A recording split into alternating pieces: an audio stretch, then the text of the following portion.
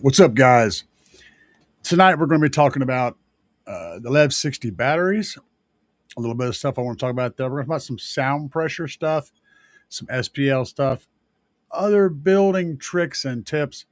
If you guys have any questions about car audio stuff in general, I'll do my best to answer those if you put them in the comments. If you are watching this later after it's not live anymore, you go ahead and throw those questions down in the comment section on the video, and I will get to them and answer them. Or some of my other car audio enthusiast people will jump in there and answer those. So let's get this baby started. Let's do it. Let's. Yeah.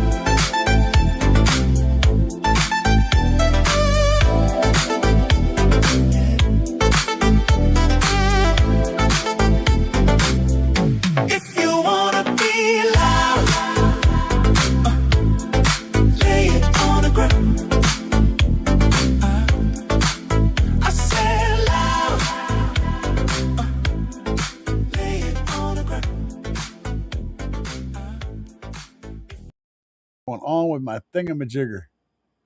Oh, geez, that's it. Wow. Things are happening up in here now. How's everybody doing tonight? How's everybody doing this fine Friday evening? And I know I'm a little bit ahead of schedule, but that's how we do it. I just kind of keep it hanging loose. I don't like hanging tight. I like hanging loose. Um, I want to show y'all something before we get going, though. I want to switch over to a different feed. I want to show y'all something kind of cool. Just give me just 1 second here. I'll get to the questions and everything here in a minute. Y'all keep stacking those questions up, though, because I'll go through them all. And I like to have a pile when I start. Uh, y'all check this shit out. Now this is earlier today. Me and my boy Troy were out putting together an idea in his trunk, and you guys are going to see what we're doing. I got a video that's going to be coming up. You'll see how things are going with the trunk build. You remember Troy? I did the thing in his car with the box and the coming through from the trunk, and we built that frame in there to seal it off so that all the air pressure stays on the inside.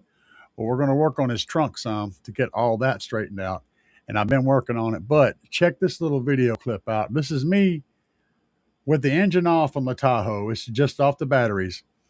This is me playing 24 hertz with both doors open and the engine off. Y'all check this shit out.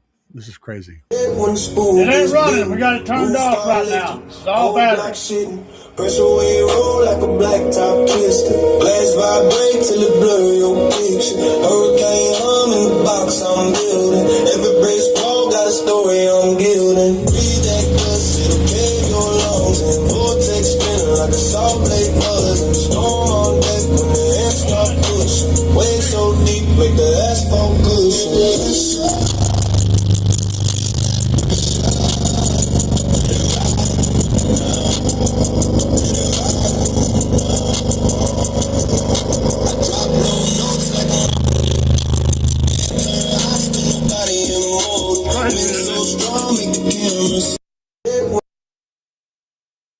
Now, what I'm going to say about that was y'all saw how them subs was moving, right? That was 24 hertz at full power in there. No engine, but we had full power on the bass knob, full volume on the system. I was giving them subs a plate full of beans with very, very little control, but they were staying in control, completely in control, strictly from the motor and suspension of the subwoofers. Those Oblivion version 2s are some badass subwoofers. Uh, so I'm going to look at some of the questions and we're going to talk about a few other things and go down through here. So let's see what's popped up. Joe Daddy is in the house. Joe Daddy, he is Joe Daddy. Keep that in mind. Bobby B is in the house, y'all, so keep it straight. Richard is in the house. Rich, I don't know. That's a long name. Rich is in the house. Travis Davis is in the house. What's up, man? Let's get how everybody's doing tonight from Rich. Joe Daddy said he has a question. Uh-oh. He has a lot of questions. And I'm glad, by the way, I saw Joe Daddy before I answer your question. I did see your question about your port and not blowing wind and such. And I was going to answer that, but I said, well, I bet you one of my people will answer it for him. And they did. So I wasn't ignoring you, brother. I was just wanting to wait and see if somebody else wanted to answer that question or not. I'll do that sometimes, but I did see the question and I would have answered it if they hadn't already covered me. And here's the real answer to your question. Your port technically shouldn't be blowing any air. It's just a plug, an air plug that moves mass. It's like an air subwoofer, right? So as long as it's staying in the port, it's not really blowing any air. It's just moving the air in the vehicle the same way the speakers do. That port acts like a passive radiator. It's sort of the backside of the subwoofer, if you will, but it's playing like it's a subwoofer in that hole. So it shouldn't technically blow air. It should move air in the room. If it is blowing air out of the port, that's because you're either above or below. Well, technically, you're below your port's tuning. Once you start blowing air out, when you can feel wind coming out of your port, you're playing below your tuning. And I should do a demo explaining that in my vehicle. I can actually show you that process in my Tahoe. Whenever I'm playing inside of my frequency band, I can float a flag or a towel in my port. It'll float in the port. But as soon as I drop it below that frequency that my port's bottom of my port's tuning, it'll blow it out into the cab because it's no longer a port. Now it's a leaky box. So just saying. Okay. Now moving along. Dubby is in the house. What's up, Dubby? Oh, let me answer your question. I didn't answer your question. Okay, so whenever I turn my volume up on the subs, they pop and the Bluetooth amp turns off. But when I turn it down after it connects, Bluetooth is back to playing right again. Probably don't have enough power going to your little amplifier. It's probably running out of power and turning off. Most likely. That's my guess right off the bat, is that your power supply going to your amp cannot produce enough power for the amp to do the job it's being asked to do at the volume it's being asked to do it at. So you either need to upgrade your little power supply, add a battery to it so it can actually pull from the battery when it peaks, or turn it down a little bit. That's my best answer based on what you told me. Debbie says, good day, good day, good day. You guys are all so awesome. Bobby's. All that bass makes Joe Daddy bricked up. Joe Daddy, I wish I could give you a demo in that Tahoe. You'd probably straight up croak, man. You'd flip the hell out hearing that. It's pretty intense. Sup, Dino Man? What's up, man? Who really knows competition rules? Why is nobody ever talking about competition? Well, the competition rules, the reason nobody knows competition rules really is because they change every freaking year. You get some pansy ass people that want to slip into a bracket they're not supposed to be in, but they beg and plead, and then the guys let them in, and they have to change the rules slightly, or you'll have somebody that's in a bracket that gets pushed down a bracket or pushed up a bracket because other people in that bracket are bitching about them being too loud to be in that bracket, blah, blah, blah, blah, blah. And when you have a whole bunch of whiny little bitches complaining to the people that make the rules, and these are all people that pay money to go compete in these competitions, they have to try to make all the whiny little bitches happy. So therefore, nobody, including the judges, knows the rules until that year whenever they come out. But they're all listed on the website, and they're very complicated. I usually just pick up the rules whenever I show up to compete. I'm like, what class do you want me in? Because from one competition to another, I don't know. One judge can interpret the rules one way, another judge can interpret the rules another way. It's a big shit show is what it is. And it don't matter what organization you're going to experience this shit show. It happens every freaking event. One judge may let you in one class where another judge may say you cannot be in that class. I don't know what's going on. And that's why I don't do a lot of competing, because it's stupid. It's cool, but it's also stupid. It's not simple like it was in the 90s. That said, it's still a lot of fun. And I still go. And I still do compete in something. I'll compete in some class. Usually. Joe Daddy said, they definitely helped me out, brother. Yep. I already know. At least you've been honest. Yeah, always. That's me, bro. I'm always honest and straightforward. I don't ignore comments. I may not answer it right away, but I check, just to understand, I check my video comments dozens of times every single day. And as long as it's a new comment, right, it's the beginning of a comment string, I will see it. If it's a comment on another comment that's already a string started, like you're responding to somebody else, and then that person comes back and says something else, I may not ever catch those. It may take me a week or two to catch those, because then I have to go through and turn my filters off and just read a whole bunch of comments. But whenever it's a brand new comment on a video, the beginning of a line, I will see that comment. And I'll see it the same day you put it up. I may not respond to it. Like when I first wake up in the morning, I'll look and see a whole bunch of comments. I typically don't respond. My brain's not working right yet. So I'll say, okay, I'll get back on them later. And I will. Some point in time during that day, I'll go through and answer every comment. So, yes. And I'm always honest. Yeah. Yeah, like I said, if you're actually blowing air out, look, man, here's how you do it. Play your note. If you can take a little piece of a napkin or something really, really light with a lot of surface area, like a napkin, okay, and put it inside your port. If the napkin just kind of stays in there and vibrates, that's in tuning. But if the napkin is leaning out and blowing out away from the port, then you're playing too low for that port. So that's how you know. That's one easy way to find out. And you'll notice it if you use a sine wave generator, where you can make the sine wave go lower and lower and lower, like, right? You make it do that, you can see at the exact point where that thing starts blowing out, you just lost your port. You now have a leaky box at that frequency. Corn nut, Bobby B said, hell yeah. Produce more power by adding a battery. A nice sealed, very important, sealed, zero maintenance AGM battery will work fine for what you're doing. So find a nice sealed battery. It can't be one with the caps that you can take off and fill more water in it. Can't be like that. It's got to be completely sealed to where nothing can get in or out.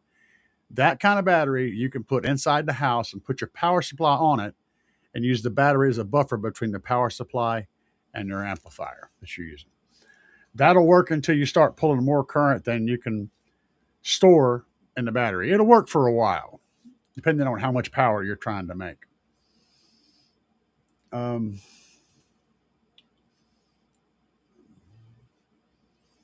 Oh, yeah. Yep, I just explained that, so you'll know. Just go from the power supply to the battery, and then from the battery to you ain't even got to disconnect it. You can run the power supply to the amplifier, then take those two wires where they're connected and put them on the battery, and then you'll have the battery in the circuit. So your power supply is acting like your alternator, and your battery is being a battery. But yeah, it'll work until the battery gets drained, and then you're going to have to let it charge the battery back up. But that will work. That's exactly what I'm doing for my system that I play every single day, all day long. It's powered up all the time. I'm doing telling you how to do exactly what I'm doing. I can't pick this stuff up back here, but I have. Shit, maybe I'll show you guys. I don't know if my camera can reach over here without disconnecting or something, but let me try. Hang on a second. I'm gonna try. It's a bit of chaos, but we're gonna take a stab at it and see if I can reach it. Give me a second. See if you guys can see down here. Nope, it's already trying to disconnect. No, we can't do that. Sorry. The next show, I'll have some video. I'll take some video footage of this and I'll have it and I'll show it to you guys. That's the best way to do it. Sorry, I can't do it right now. It's already complaining as soon as I tried to move that camera. El Fuego from the Pacific Northwest. What is up? What is up? What is up? Bobby B always reminds you of Fuego. All right. T. Corley says, I had a question and I wanted some opinions on, but now I can't remember. What you should do is walk to the refrigerator in your kitchen and open the door and stand there and look in the refrigerator for about 5 minutes. Then turn around and walk back wherever you were and sit down. You always remember what it was if you do that. I don't care what you forget. If you do that thing I just said, as soon as you sit back down, you'll remember what it was you wanted to ask. Promise you, it works every damn time.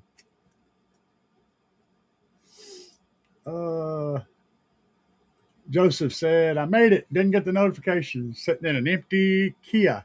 Oh, man. Yeah. The empty Kia. About to cut the baffles out. Well, I've been watching y'all. I've been watching Joseph's stuff. Y'all want to see some of what Joseph's working on? Hang on a minute. I know I have permission to use this stuff. So give me just 1 second and I'll whip it up. We'll whip it up. We'll whip up this one video here. Y'all can check this out. All right.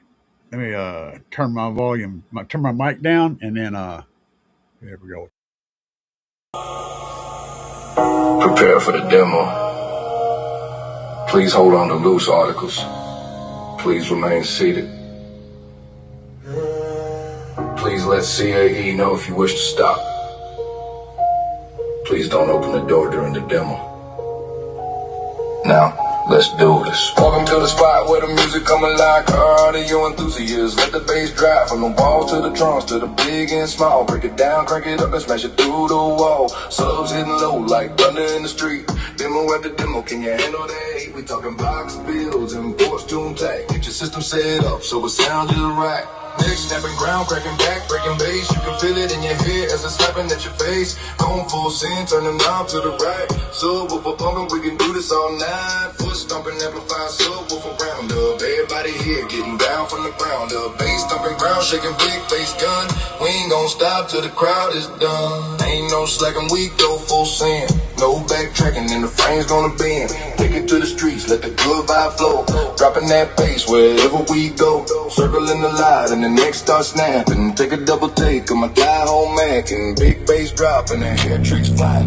Little bit more when the voice calls frank. Neck snapping, ground cracking, back breaking bass. You can feel it in your ear as it's slapping at your face. Going full sin, turn the knob to the right. Subwoofer pumping, we can do this all night. Foot stomping, amplified, subwoofer round up. Everybody here getting down from the ground up. Bass stomping, ground Oh, shaking, Joseph big ain't bass messing drum. around, We ain't man. gonna stop till the crowd is gone.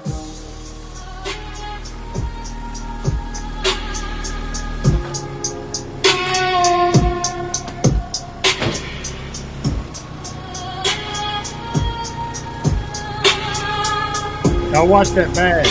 Top of the car.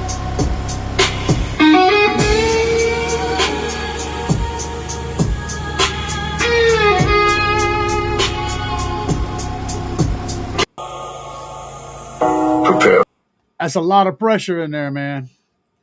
That is a lot of pressure in that room. Yeah, the amp rack looks good. You're right. Oh, let's see here. Dope as shit. I'm reading through the comments trying to figure out where I need to be.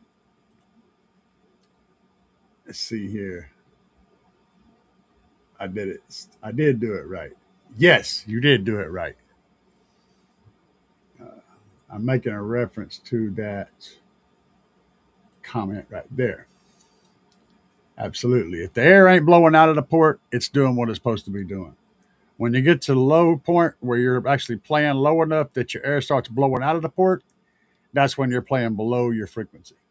I do that sometimes, but my subwoofers have enough mechanical control to stay intact, and those damn slaps amps have got a decent damping factor as well, so they hold on to the subs. You guys saw the video I showed you earlier. I was playing below my tuning at full power, and those subs were totally in control. Um, let's see here. There's a lot of cheating in the 90s. Oh, son. Well, that was the whole point, man. That's how the game was played in the 90s. It was all about who can cheat the best and not get caught. That was the rules. It was like basically the class was determined by how big subs you have and or how much power you have. So you had different classes for like 500 watts and below, 1,000 watts and below, shit like that. And some amps were like claimed to be a certain amount of power, but they actually made a whole lot more power than that. I'll give you a good example. The surfboards from US amps, the surfboard amps, the big long 2-channel, 4-foot long 2-channel amps. If I remember correctly, they were rated at like was it like 1,000 watts or something like that? But it was no, they were rated. No, let me get this right. They were rated at 4 ohms, and they were rated at like I don't know 200 watts at 4 ohms or some stupid shit. But here's the thing: they were a quarter ohm stable amps. Yeah. So if you provided you had enough batteries to support them, uh, yeah, they would get down. You could drop them down to a quarter of an ohm. So if you're looking at something that's 4 ohms and makes 200 watts at 4 ohms, that's 400 watts at 400 watts at 2 ohms, 800 watts at 1 ohm, 1600 watts at half an ohm, and 3200 watts at a quarter of an ohm.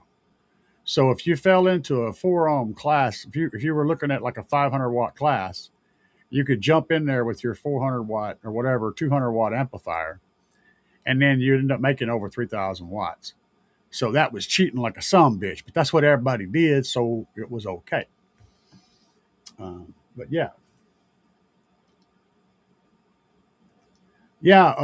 it sucked the napkin all the way in the port. As long as if it sucked it in and then it kind of kept it right there, that's okay. But if it literally jerked it out of your hand and sent it flying in the port, that can happen if you're playing below your tuning too. But usually, if it sucks it in, you're still within your tuning. Oh, it was dancing, he said. Yeah, you were at the right tune then. Perfect.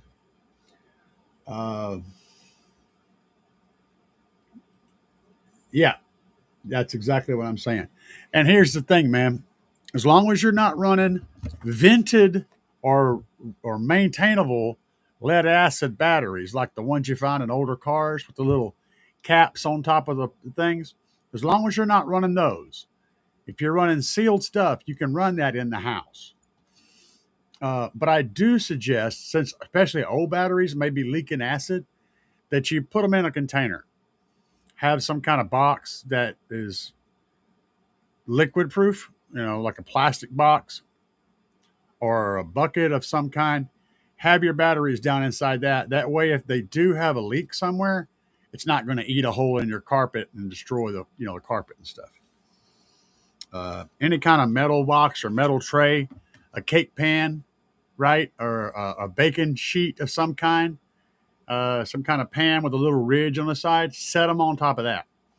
That way, they don't have a chance of leaking acid onto your carpet.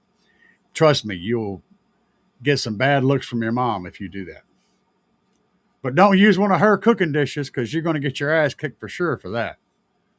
Go to the dump or the trash can and dig around and find something that's metal, that's kind of pan shaped and has a ridge around the side of it. That's perfect. It's a just in case measure. Sure, an oil pan will work. Is there anything, is there such a thing as too much headroom? Nope. Nope. I've seen 5,000 watts on a set of tweeters. Works just fine. There is not a such thing as too much headroom. You would never actually put that much power on there, but I've seen that much power available to a pair of tweeters. Uh, People are crazy. I have a crazy friend that don't run a stereo system in his car. He runs a mono system in his car. So he drives all of his mids and highs off of a monoblock amplifier, or two, or nine. For example, he'll have an 8,000 watt amp set up just to run his tweeters, another 8,000 watt amp set up to run the doors, another 8,000 watt amp set up to run like some speakers in the center console. That's how he does it. He runs one mono channel, just spreads it out and gets the ohm load right and spreads it out and runs a mono system in his car. Now, if I didn't tell you he did that, you would never know it. Because most tracks are pretty much mono anyway, with very little differences between left and right channels, unless you're going back to the 70s and the 80s and the 60s where they did a lot of that channel-based, shifting. Most tracks today, that's what they're going to sound the same regardless. So, but having said that, I tend to mix tracks with a wide stereo separation. So if you're listening to my bass tracks that I create, the songs I create, I usually have quite a bit of stereo separation between them, a nice wide stereo image with little cues that run left and right so that you get that spacious feel. I don't dump everything on the right, then the left like they did in the 70s where they wanted you to, the whole guitar over here, then both guitars kind of thing. I don't go crazy, but I will do subtle cues. And it gets complicated how I do it, but I'll do subtle things that give you the feeling that you're in a larger space and the band is around you more than that you're looking at them in a straight from forward kind of a scenario. It's a lot of psychoengineering. So psychoacoustics engineering. Can you show me real quick? Yeah, I can't show you. I try to think. That got me rolling. So your mom's already giving you dirty looks. Well, if your mom's giving you dirty looks, that means you're doing it right, Joe. Hang in there, bud. That's how women will be for the rest of your entire life. You just got to learn to manage you got to learn to hold it right at the dirty look stage and not let it elevate into the throwing dishes at you stage. But you don't want the ignoring you stage either. You got to keep her right in that dirty look phase. Later on, this will all make sense. It may be crazy right now, but you'll understand later. Yeah, Joe Zamprat looks good. Let's see here. Question: I plan on running 4 Kicker Comp Gold 12s, 500 watts RMS, or 2,000. The vented enclosure spec is like 1.75 to 2.25 per driver. Okay, and you're going to put 2,000 watts on them. So here's the way I work that scenario that you're asking me. If the drivers are rated at 500 watts RMS, which is you're planning on running the maximum RMS power on those drivers, or maybe a little more, sometimes significantly more, and they give you a enclosure spec of 1.75 to 2.25. If you're going to run the power on them that's maxed out pretty much or more, I always lean toward the smaller enclosure. So in your case, with what you're telling me, running 2,000 watts on 4 500 watt speakers RMS, I would absolutely run the 1.75 cubic feet or something very near it. And the reason I think the reason they give you that variance is if you're going to run like half power on those subs or less than half power, excuse me, then I would shift gears and go to the 2.25 cubes per sub. But the minimum box requirement, the minimum is usually really good for the maximum power. So, and the Kicker is real good about giving you minimum power and maximum RMS, minimum RMS and maximum RMS. And those two numbers are directly related to that volume that they're recommending for the ported enclosure. So yeah, that's what I would do. I would run the minimum size with that maximum power number. You're going to end up cleaner. If you built it with a bigger enclosure, it would sound a little boomier at low power, but you would tend to bottom them out at high power. They wouldn't handle the power that you're wanting to throw at them. So when you get enough power on them, you don't need the large enclosure to be efficient and large. You can run a smaller enclosure, and that gives you more cone control. So ultimately, it's going to work better that way. Let's see here. Do kickers actually thump? Oh, hell yeah, kickers thump. That's a silly question. I like kicker drivers. Really good. I like Kicker as a brand, and you won't hear me say that very much. I very rarely say I like this brand all the way around. The reason I like Kicker as a brand is because they innovate. They're constantly working on making their things better. Even though they, like everybody else, pretty much have most of their stuff built or pieced out in China, they do innovate and design in-house in America, and same way Sundown Audio does. And they push the technology forward. They're always trying to do new, cool things. And I respect that, right? That's why I respect them as a brand, regardless of what they're doing, what equipment you're running, or what equipment they have for sale. I respect them as a company, as an organization. So, yes, Kickers thump. I heard CT Sounds and Sundown. Heard CT Sounds and Sundown sound best. See, you're referring to a brand. And I usually don't make that statement when I'm talking about equipment. It's not the same. And typically, Sundown, for the most part, builds drivers designed to be loud, whether it be for demo or SPL competition or whatever.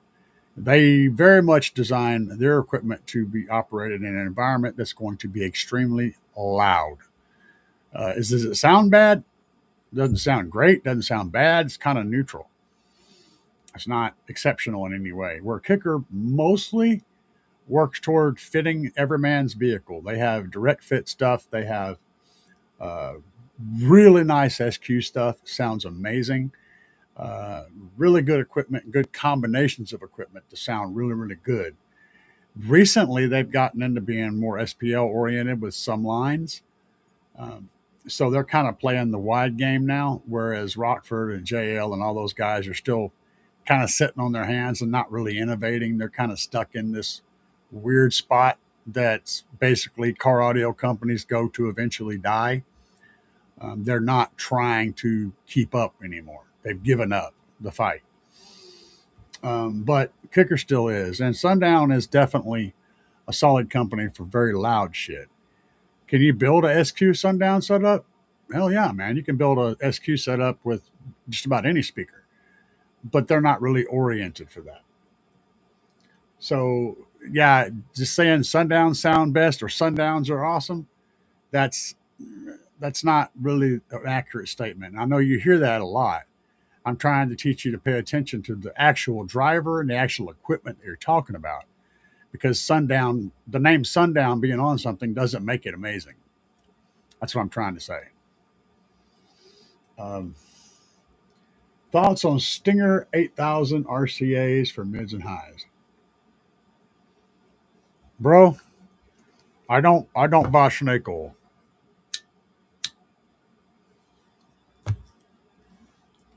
Let me go get something. I'm back in a second. I gotta go get something for you guys. Hang on.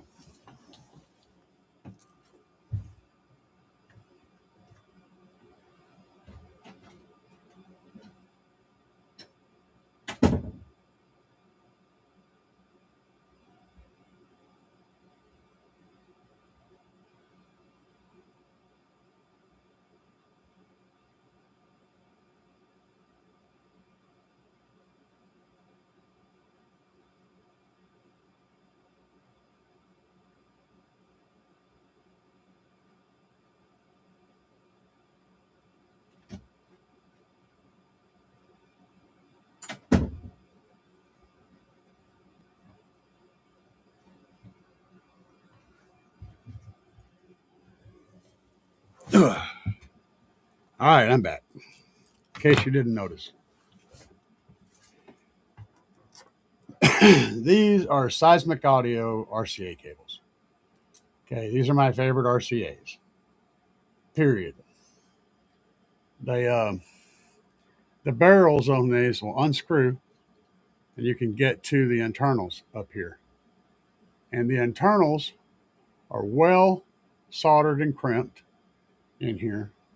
You guys can't really see it, and they have a little rubber shield that fits over them, and then the barrel screws on and attaches.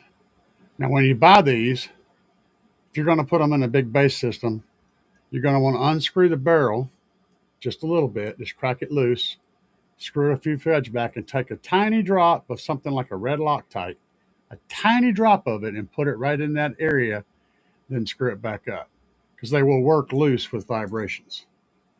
But normally they stay tight. This is a little short pair. These are my favorite RCAs. They have a nice stress retention with the spring right here. They look amazing. They're awesome as far as sound noise rejection. They're very durable, nice, thick, heavy rubber casing. So they feel really good in your hand. You know you're messing around with some good stuff. Now, and I have tested them, thoroughly tested them. They do hold up well. Those are actually designed for audio work for like companies that do big amplifiers for concerts and pedals, to hook up pedals and all that stuff in your rack for your guitar, or your guitar pedal board. They're designed for jumpers, for stuff like that. They use them in this whole world, and they make those in house. So each one, they start out with this stock cabling, and they make them the length that they need to be made. And they're not expensive. And a whole lot of companies will sell you a bunch of crap that's supposed to be amazing, but it's crap. Give me a second.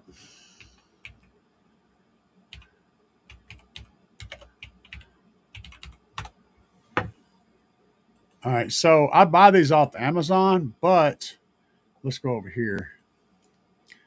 But if you go over to Seismic Audio, you check their site out, close that little thing, you can start to see the stuff that they sell here. This is the kind of stuff that they do, right? This is what they get into, their jam. But you can go on Amazon and pick these up. So they have all these different types of patch cables, but you got to find them. They're dug in here. Let's see if I can find them on their site. There's a whole lot here listed. Let me see. Maybe I usually buy them on Amazon, so give me a second. Cables. Don't know if that's what I'm looking for. Okay, that is one. That is one style. Yes, um, but they have all the cables. Needless to say. So this is one source. Now, like I said, I buy mine on Amazon. I don't have to dig through all this stuff, but they come from this company, and I have had really good luck with them. A bunch of quarter plug cables and all that stuff. Amprac, they got some little RCA composite cables, but they have all the stuff, and they build all this in house. All this is in house stuff. Give me a second, and I will look up the. I go to my Amazon and I'll look them up. I'll get a link for you guys. I'll put the link in the thing here. Now you'll need to get the right size because they come in different sizes, obviously. But as far as those high-end, crazy, expensive cables, you're just buying snake oil. Are they good cables? Sure, but you're paying ridiculous money for them. Is the cable that costs a third of the price just as good? Maybe. It's all about buying the right equipment, not by buying a name brand. And I'm gonna have to go deeper. We're going deep. How deep? We're going way deep. Here we go. Well, that's the wrong ones. Those are cables online. That's a good cable too, but it's not the one I'm looking for. We will continue. I'm not giving up, damn it. I pulled the last one up. Maybe if I pull this one up, I'll be able to find the other one because it'll show up with it. That's a good company too, though. Yeah, there they are. All right, so let's get over here. Got y'all on the wrong page. So these are seismic cables here, and whatever. You can find them in different groups and different packs. This is a pack of 2 for $26. 2-foot dual RCA. These are shorties, and you can get them in red. You can get them in black. You can get them in different colors. I like these cables, and if you dig a little bit online, they have different sizes too. But you got to hit the right spot. Now, if I hit the store over here, it takes me straight back to this page where they shows all this stuff that they make. But they do have different sizes. You can get them in longer lengths. You can get them in like 10-foot, 12-foot lengths and like and such. But this is what you're looking for is the seismic audio stuff. And especially if you want shorty cables, man, they are so nice because you can get them down in like 6 inches, 8 inches, 10 inches, a foot, 2 foot. You can get the length you want pretty good with these. So I'm a big fan of them. I wish I had a deal with them, but I don't. I was looking to see if there was the links in here because there's more links, but I'd have to dig for them to find them. Because right now, this particular set is its own listing, but I'll grab the link for you guys and send it over here. If y'all want to go there and dig in, I'll put it in the chat. There are more sizes available, but you'll have to look for them. I can't go that deep in the show here. Let me go back up. Oh hell, Joe Daddy, y'all are in full bullshit mode. I see that right now. Plan on going for okay. Yeah, that's where we were. Oh, that's a different one. Okay, now go back up. It'll work. Cheating. Okay, I'm back. I'm caught back up. The thing moved a lot while I was looking away. Damn, Joseph. All right, what's El Fuego saying? I plan on running 4 kicker comps. Yeah. Okay, we covered that. Gotcha. Now I know where we are. I heard. Yep. Okay. And you're talking about the 8000 RCA series from Midson. Like I said, that's what I recommend. All you want is at least 1 or 2 layers of shielding. A twisted pair is shielding. a twisted pair with a shielding cable on it is 2 layers of shielding. And these guys are doing both of those. So they're solid.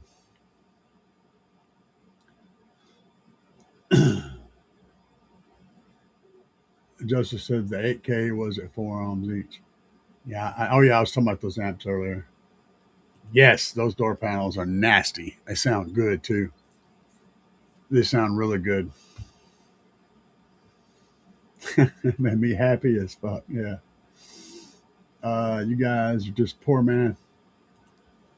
Joseph said, "Thank you, you guys. Just a poor man from the heart of Kentucky, bro. I'm all about love and respect for our people. Putting in the work to make their shit right. I mean, if you got that big old checking account, and you can just go throw money at somebody to do the work for you. Go for it. I'm all about it too. If you got that money to just throw, I ain't that guy. Even when I was driving a truck, I really didn't go quite that hard. I did kind of go hard that direction though. I had a car audio guy, my buddy Carmel, who was doing all my work on my Tahoe because I was always at work. I wasn't even at home. I was out driving a truck, so I would leave and be gone for 2 weeks or whatever, and come back, and he'd be working on my shit while I was gone. I didn't have time. When I come in, I was down for a couple of days, and all I wanted to do was sleep and watch TV and hang out with my people. I didn't want to get out and do nothing, so I had him working on my shit while I was gone. Well, that changes whenever you ain't got that, you're not that busy, and you got more time than you got money. Now you're back doing your own shit. There's something to be said for both, man.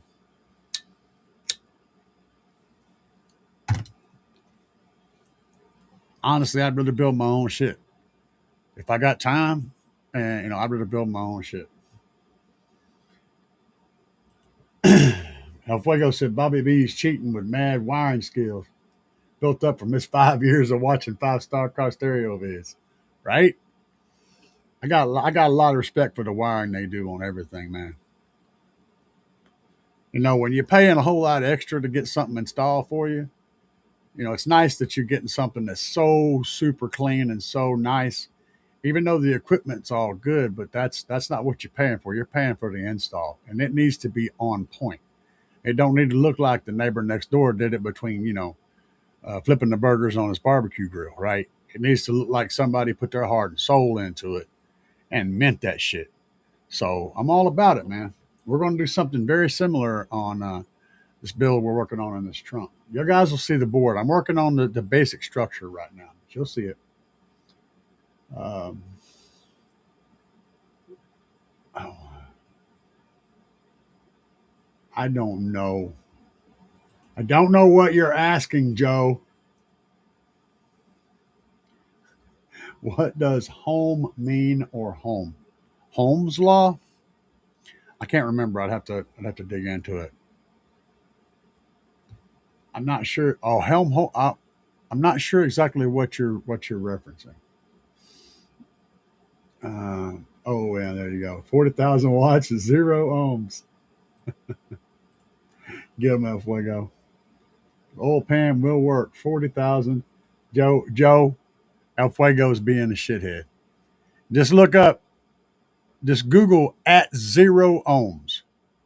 At like AT space 0 OHMS. And I guarantee you'll find the video he's referencing. It's funny as hell. But don't listen to anything that idiot says in that video as real information. But it is funny. It's only funny if you know how stupid he is, though. There you go. I'll spread this shit around now.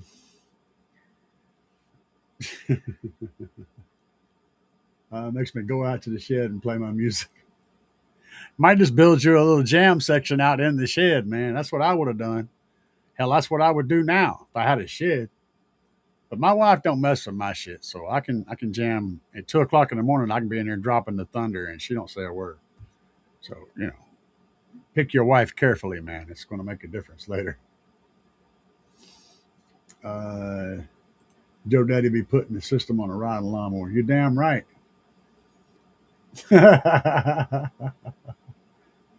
You guys are fun. Oh yeah. Oh, Oh, El Fuego's dropping it. You guys are awesome. I just realized my next build is going to be utilizing old school Orion amps built from the 90s that are older than Joe Daddy.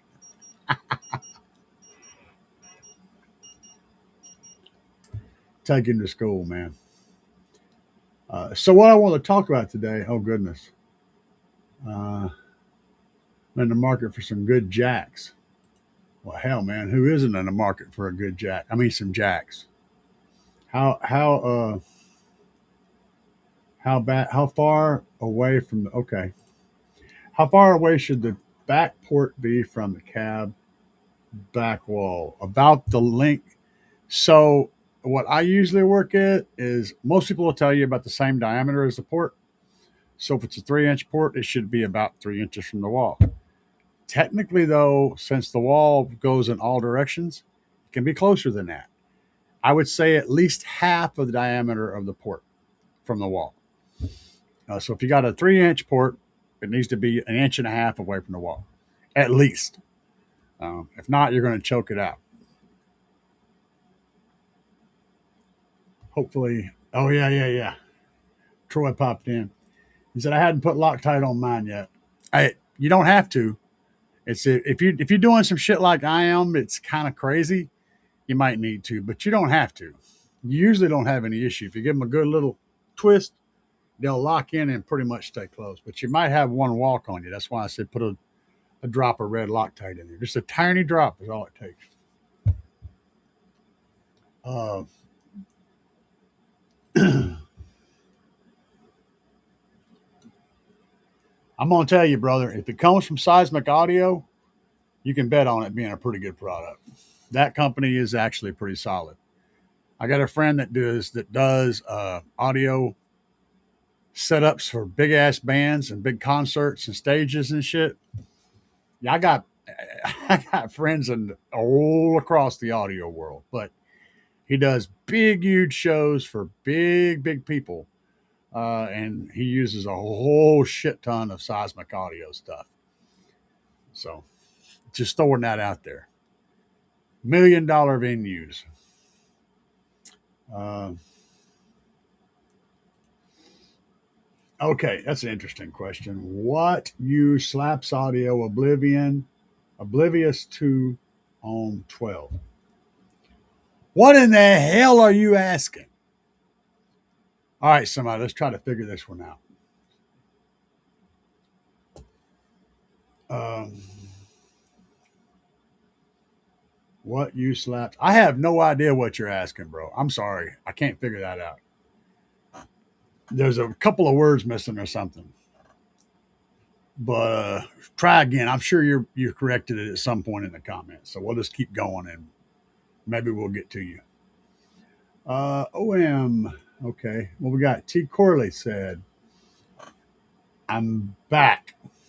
I'm back. See, I figured out it was I'm, though, because at least some of these words are right. I'm back. Missed a lot, but I like New Concepts RCAs. Yeah, New Concepts RCAs are fine. No problems. I'm just saying the Seismic is what I'm using because I think they are a solid ass cable. Uh, but yeah, New Concepts, wires and everything seems to all be pretty much on point.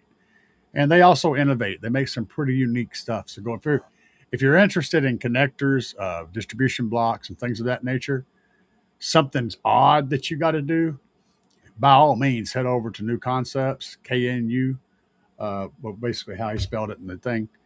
Head over there and check out what they have because you might be impressed. T. Corley says, sorry, I'm in and out. I remember what I invented, what I wanted. Okay. So audio control epicenter. Okay.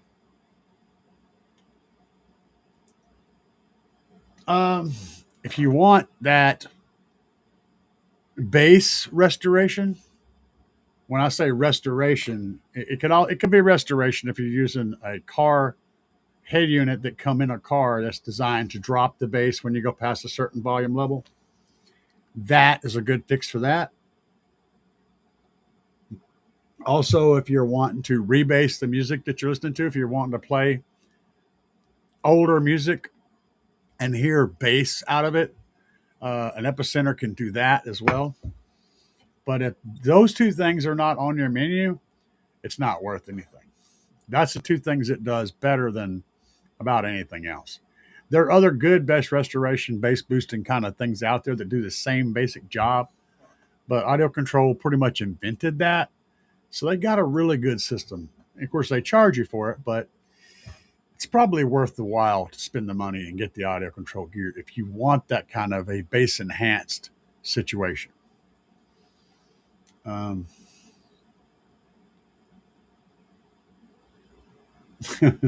No, he said 0 ohms. 0. Come on, man. You gotta understand what the thing is. Damn it. 0 ohms. 0. That's what he says. 0. I'm fueling my truck up right now, and I work on my system every weekend. Won't let anybody put their hands. If that's what you do on the weekends, bro, I totally understand that too. I totally understand it. I did too, to a small extent. And I had very few people that I trusted to let go on my shit. And my buddy Carmel is one of those people that I trust implicitly. Dude, I'm going to tell you, this is how tight he is. I have went in his shop. Let me just tell you like this, okay? I went in his shop, and I go around a lot of times and I video different projects and stuff. And there was one project. He said, he said, you can shoot video. He said, but don't shoot the center console. I said, why not? He said, there's stuff in there that don't need to be on video. And in the center console, there was a stack of money in the center console. And there was also a big ass bag of certain types of illegal substance in that center console. He did a complete build in that vehicle, like all the way through, and never touched that man's stuff. And you want to make sure I didn't touch it either. But that's the kind of people that I like messing around with, people that have that kind of integrity.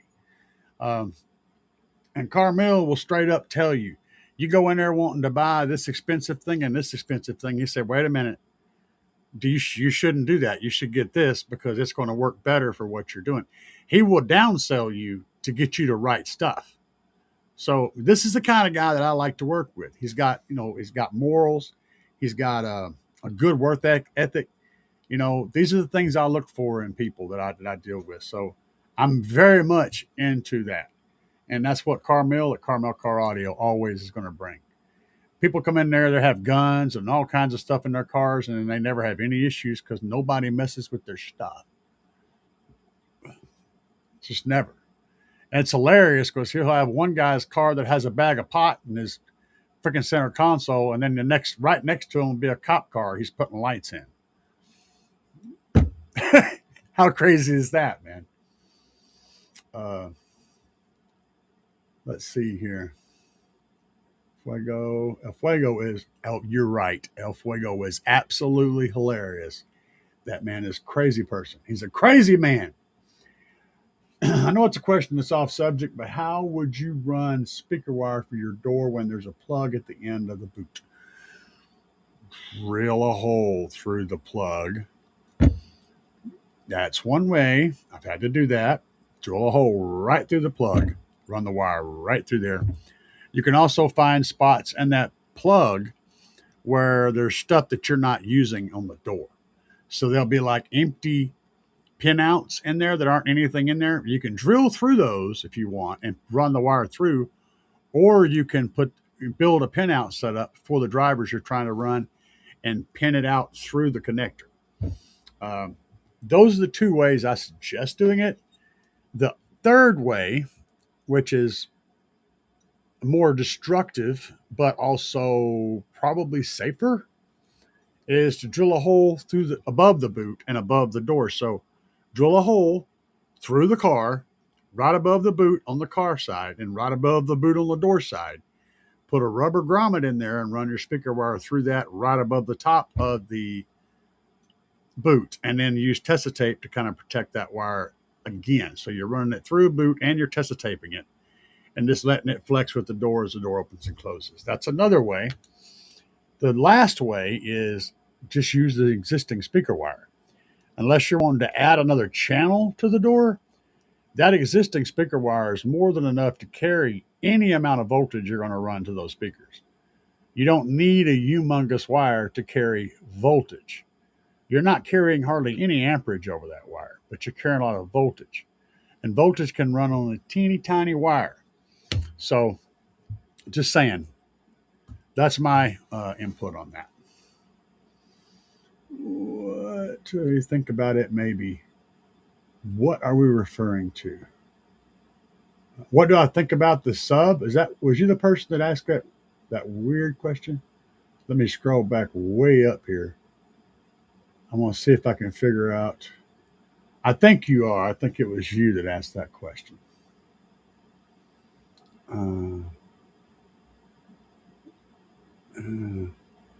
Okay. I think that the Slaps Audio Oblivions version 2s are some wicked, stupid, awesome subwoofers. I'm running 4 of the 15s in my Tahoe. And they do the thing. You know, all the stuff that you see, all the videos you see of me doing hair tricks and crazy ass stuff in the Tahoe, that's all the Slaps Oblivions. So, yeah, I think they're awesome. In your opinion, in your opinion, do you think a dual 8 1600 watt loaded Tropo sub will sound good? A dual 8? That's an oddball number. 1600 watts, probably going to be max power. So I would assume 800 watts. I mean, or dual 8. So like 2 8s. I don't know. Oh, a prefab box. Prefab boxes are usually tuned kind of high. In general, they're usually tuned at like 40 hertz, sometimes higher than that. And I personally don't care for that bass that high. I like my bass to be much lower. For SQ or for sound quality, though, probably be okay. I personally would rather run a sealed sub for SQ, but anyway, that's just me, man. It's going to be one of those things where it's up to you to decide if it sounds good to you. So it's hard to call that one. Yeah, the seismic cables are the bomb, dude. And on top of that, they look awesome. Look at that. That doesn't look, that looks nice, man. Those are good looking cables. And wait till you feel them. They have that feel too. Something about the look and the feel that just really rings a bell. Think about Slaps. Okay, well, I think about the Slaps Audio version 12. What do I think about the Slaps Audio version 2 12-inch sub? Good. I haven't heard the 12, but the 15 has the same motor. So, yes. I mean, you know, I don't. Hang on a second. Let's see if that trick works. That did not. That definitely did not work. That was definitely not what I was trying to do, damn it. You freaking stupid. This is the Slaps Audio 15s playing 24 hertz in this video. Glass vibrate till it blur your picture. Hurricane hum in the box I'm building. Every brace ball got a story I'm gilding. Breathe that dust, it'll kill your lungs. And vortex spinning like a salt lake buzzing. Storm on deck when the hands start pushing. Waves so deep, make the asphalt cushion.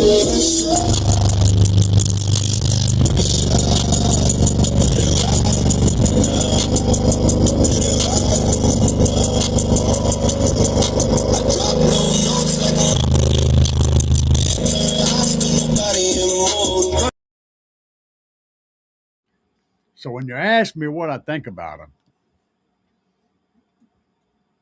There you go. Uh, T. Corliss is have old school music and want bass in it for sure.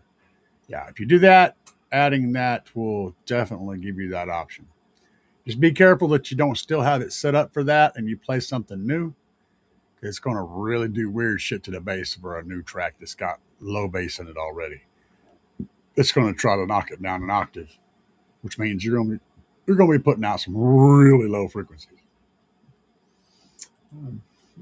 It sounds like a solid bass restoration unit. Yeah, I don't know. I can't speak on it. I'm sure they do though. There's quite a few companies that do. Um, but yeah, it's a good price though, Emmett. Thanks for the heads up, bro. What about thinking about DD Audio ZVL?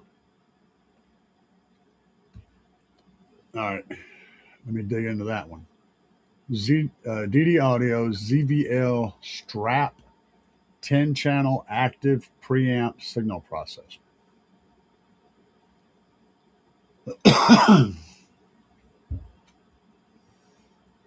I haven't used that, but if it's a line output booster, like a line level booster, that can be helpful. But you don't need that if you're running the B2 DSP, it's going to do that for you. So, and then you're not going to get the ability to do the stuff that the DSP can do.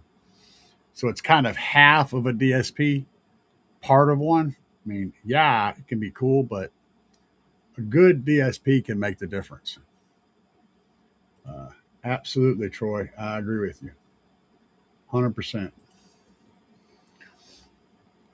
Agreed. Classic rock sounds much fuller with a bass restoration device. It does for sure. I saw your comment, Joe. Uh, I totally get you on the integrity top notch. 100%, bro. That's the kind of shit, those types of things leave a mark in your brain.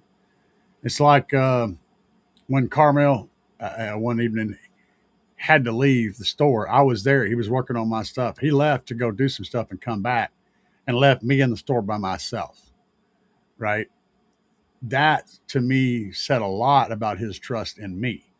Right. And that's a thing that I'll never forget is things like that.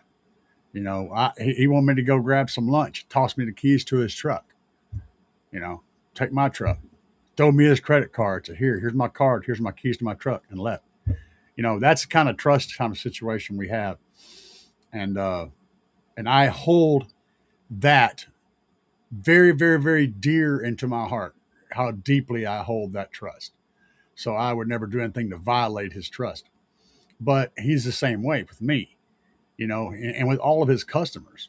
And that's the kind of person I do business with. I don't mess around with people that are sketch. I don't have no use for that.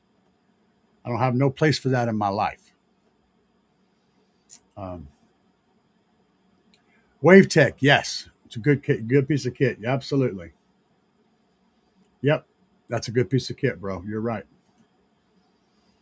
Uh, Battery terminal blocks, uh, new concepts. It's a good place to go, especially if you're looking for anything unusual. New Concepts is going to give you a very good selection of really cool stuff for battery terminal blocks. They have the best ones I've seen anywhere. There are some cheaper examples, um, and they may be fine. I'm using some of the less expensive ones. But the ones with 4 lugs attached to your battery and 6 lugs and stuff like 8 lugs, those work fine. But if you're wanting my opinion on what the best are, check out New Concepts.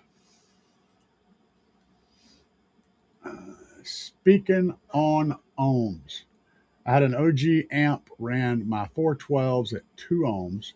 Power supply side messed up.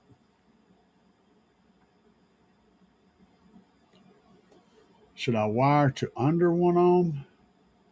I don't like that theory. That's a common thing for people to wire. And a lot of times, some of the amps that are rated at 1 ohm will not play below 1 ohm. just won't. They just won't play. If you hook them up to 1 ohm, they'll go into protect immediately and not work. But if an amp is rated at 1 ohm, I believe you should leave it at 1 ohm, because the power supply and everything, the thermal, the ability for that amp to act on thermal energy and get rid of thermal energy, heat, is based around how much they rate that ohm load for, how much they rate that amplifier for. Even if the board will allow it to play below 1 ohm, you're going to be pulling more current than the amp is designed to handle. You're going to get more heat, which means you're going to have more resistance internally in the amplifier, which means you're going to have more heat, and you get a runaway situation where at best you're going to shorten the life of the amplifier. At worst, you're going to blow up the amplifier. So I believe in keeping the ohm load where it's rated at, because the engineers did that for a reason. Even if the amp is capable of playing below that ohm load, I don't like running them below that ohm load.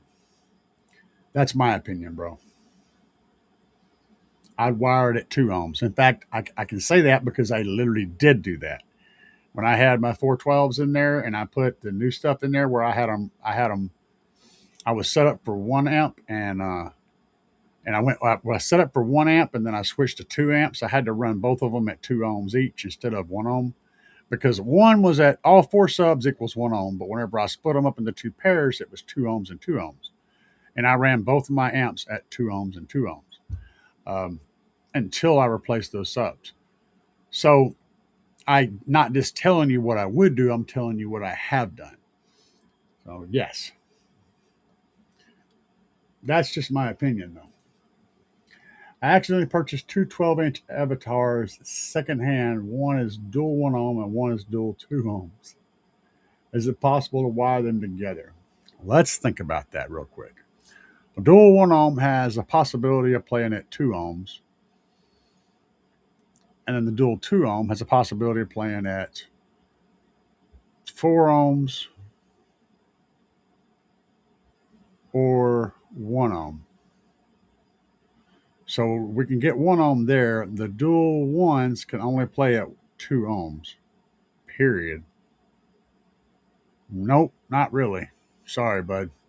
That's not going to happen. But you could always send off and get recone kits for. I just recone both of them to what ohm load you want. That'd be the best avenue. That, or sell them or something. That's a messed up situation. Sorry you got into that.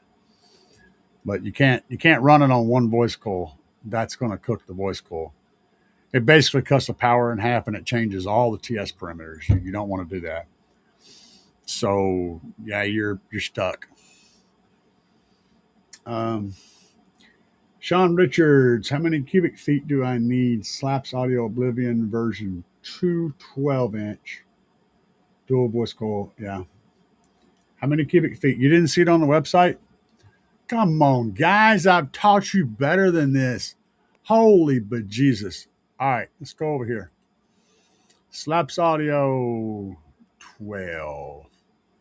That's the V212. And you said, which one was it specifically? It doesn't matter on this part. So let's just click on the picture and go right down here to the bottom. Guys, how much of a box does he need? So let's see here.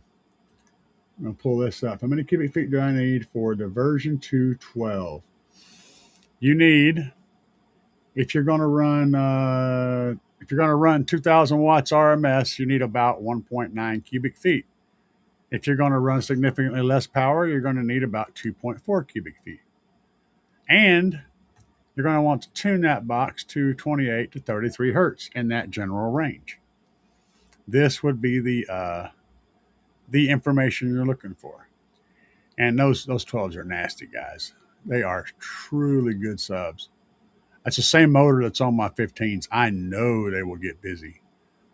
But yeah, this is the number you're looking for right here. Let's see here. Thanks for what I was thinking. That plug is jam packed. Yeah. Pro tip.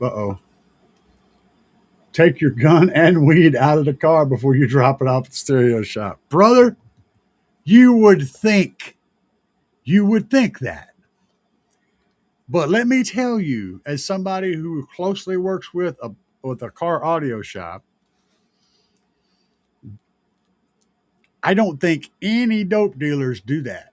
They leave shit in their car all the time. Guns, money, drugs, they just drop it off. Loaded with stuff.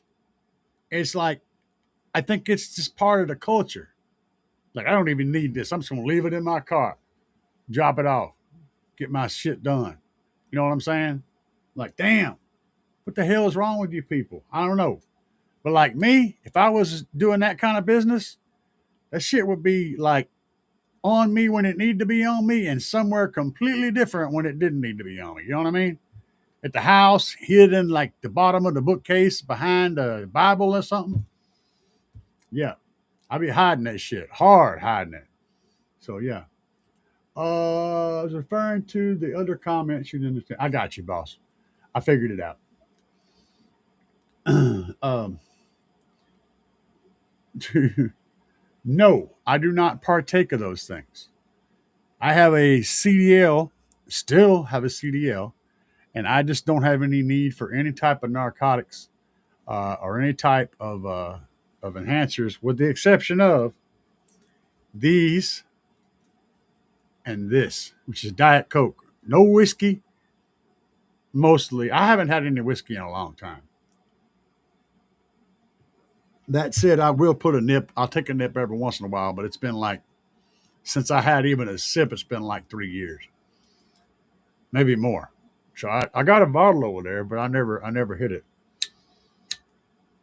I've had that same bottle for God, I can't even remember when I got it. So no, I don't partake of any of those things. You ask if I'm in Missouri. Yes, I'm in Springfield, Missouri. Nice to see you tonight. Joe Daddy, take a blinker off that cig, huh? Now, I saw that post, that comment earlier. I'm not sure what the blinker is, but I'll take a drag. Uh, oh, I got you. Well, you must live local then, bro, because that's the only one. There's only one Carmel Car Audio, man. So yeah, you live in the same town. Uh, Bass restoration for all music and some new stuff. Yeah. No, that's a terrible idea, bro. That's a guarantee. Like I said, that will change the thermodynamics of the driver completely and change all the TS parameters. You basically might as well be running two completely different drivers in the same enclosure. So that's not an option. That's a good way to blow shit up. Uh, Hell yeah, man. Well, happy birthday. Oh, dude, y'all all birthday. The first or the second, huh? The second? Yeah, the second. I lose track, man. Troy said, when you have so much weed, sometimes you forget where it's all at. Maybe that's the case, yeah. Jay Shipes, what's up, man? We're just talking about, all the stuff. Hey, I wanted to show you guys something cool. So I've been studying up on this, and I wanted to bring y'all into the fold on this. So let me jump over here to my other screen. So this right here is a Lev 60 battery right here. These over on Battery Hookup. Now I'm going to talk about these a little bit because I know that there are a lot of people trying to run these things, and that's all good. But I want everybody to understand the limitations of this battery. Okay. And yes, you can get a good amount of power. In fact, four of these in a bank is capable of producing 600 amps for about 10 seconds all by themselves. That's got a good discharge rate. Excellent battery. Uh, so it's a great source. Now, here's the key, though. They're cheap as hell. Okay. They are cheaper, $22 a piece. You can make a 600 amp battery or a 6,000 watt amp battery for about $88. But there's a couple of things you need to understand about these LEV 60 cells. The biggest one is the voltage that they can take a charge at. So whenever you have these things configured in a 4S configuration, they can only be charged at a maximum of 14.4 volts. So if you're using these, you need to have an alternator or a charging system that doesn't go over 14.4, meaning basically a factory charging system. Your factory car is not going to spend any real time over 14.4 volts. So it will recognize this battery as right at the same as your AGM battery. And here's the other part about that. These cells will rest at pretty much identical resting voltage with a AGM battery, meaning you could run them in the system without having any kind of voltage differential between the front and rear, the AGM and the lithium. These might be a really juicy choice for people trying to run these batteries. Now, I saw the comment down there, LiPo doesn't like cold weather. You're correct. No batteries like cold weather, to be honest. I think, though, and what did he do? Yeah, he did a whole different build, though. That's a long, drawn-out thing. I saw that video. I think these are rated pretty cold, but I don't remember the exact rating. You might need to dig into that and find out what they are. Actually, you know what? Let's see what we can find. We're going to drag Cypher into the conversation. I haven't had him come out and talk in a bit, so let's pull him up here. Hey, Cypher X, what's going on, man? Hey, what's up? You know I'm here ready to bring that bass shock or whatever vibe you need. What's on your mind today? All right, so are you familiar with the LEV 60 lithium cells? Yeah, I know those. The LEV 60 cells are those big, high capacity lithium ion cells often used in EV packs. Are you thinking of incorporating them into your next build or something else on your mind? No, technically, right now we're doing the live show. And so you're on the live show, and welcome to the live show. But what we're wondering about is what is the minimum temperature that they're safe to operate at?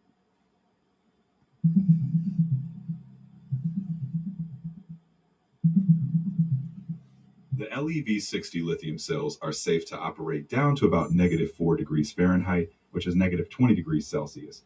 When charging, though, you want to stay above freezing, so at least 32 degrees Fahrenheit or 0 degrees Celsius to avoid damage. Keep them within these ranges, and you're good. All right, so we don't want to actively charge them with any real current below freezing. That's what you're saying? Exactly. Below freezing, charging can cause lithium plating, and that's bad news for cell life and safety. So warm them up before charging, but once you're above freezing, you're in the clear. Now, to keep it real, though, we could discharge them while they're colder. Yeah, you've got it. Discharging at lower temps is less risky. The cells can safely deliver power even if they're cold, just as long as you warm them up when it's charging time. Well, I was figuring that while you're discharging them, you're also going to be warming them up. Exactly. Pulling current out naturally generates some heat. So if it's cold, a little discharge warms them right up. Just keep it within reasonable current limits, and you're golden. All right, bro. Thanks as always.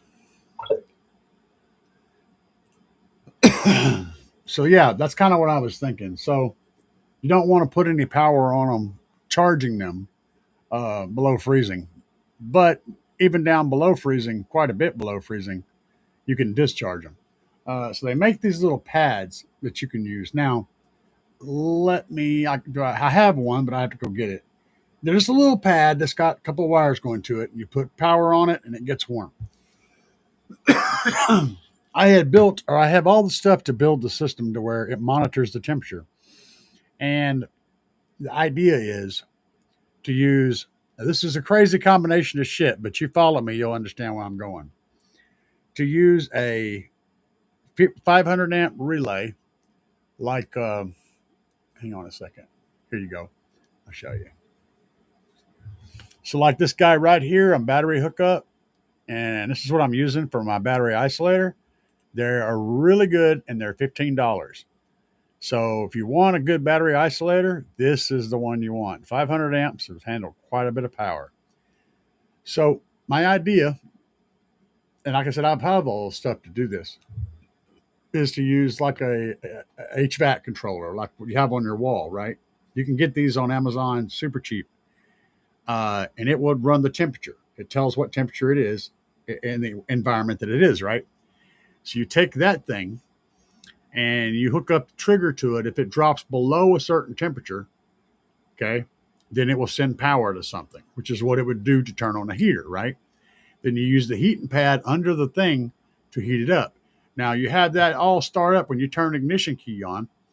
Okay, what would happen is your HVAC controller would say it's too cold, and you could have it send power to a relay and have it flip the switch so that the relay opens, right, instead of closes. And you would use this other relay that I just showed you, the 500 amp one, to disconnect the battery from the system.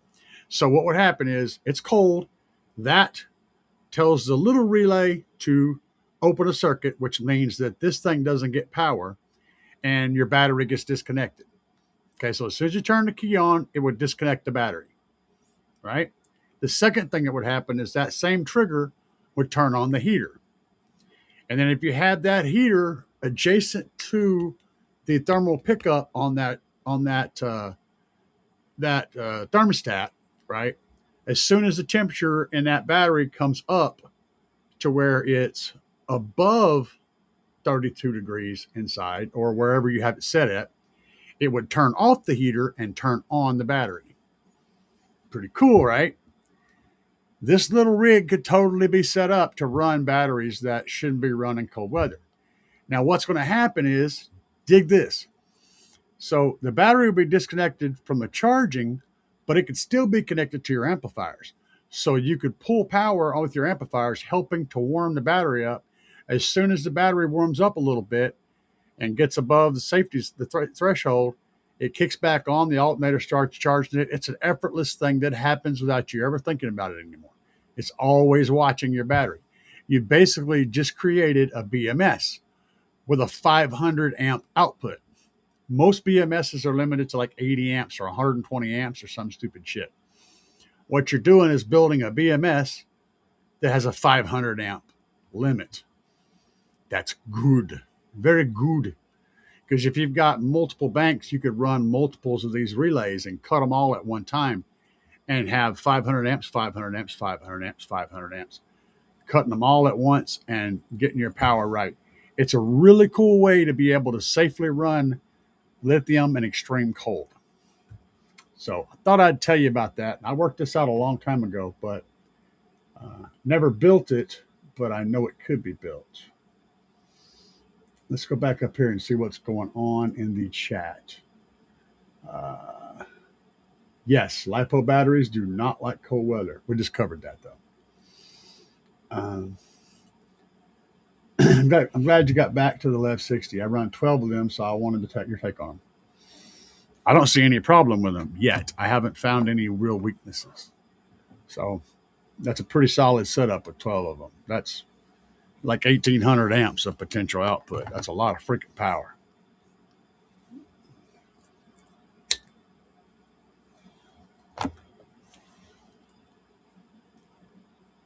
Yeah, LTO is safer because it can handle cold weather better.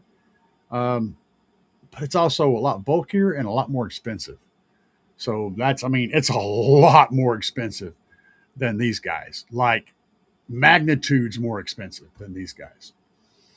So that's a thing. Joseph said, listening to y'all and trying to make these measurements make sense in my head. My port will be 5 inches tall and 11.5 inches deep to be at 28 hertz. Oh, yeah, we like it low, baby. You're right there with me, Joseph. That's going to play down to like 22 or 23, something like that. Real good. That's nice. 28 hertz is kind of where I want to always have my port tuned anymore. I like to be able to play in the mid 20s, and that's as low as I care about playing. But it's just the sweet spot. Uh, 3D says I have a 300 amp hour of LiPo 4 batteries in my van with stock charging system on an AGM and an AGM for the engine. It's not the LEV 60 cells though. Like I said, I'm digging into stuff that I don't normally talk about. So, I've been researching batteries more and more. And I'm still 100% behind Trunk Thunder Lithium. If you're looking for something that's set it and forget it, and those batteries can take 32 degrees below zero. They can take extreme cold. So I'm all about them, but I'm also about trying to find the poor man's stuff too. This is, the budget. We're looking at all the stuff. I'm going to get one of those isolators. Yeah, I highly recommend buying like at least two and stashing one because the price is great and they do come and go on the site. Sometimes they're not there anymore. They were gone for months and months, and then they finally came back. At $15, man, a 500 amp relay that's designed for crazy amounts of power and really solid built something, that's an awesome piece of kit to have.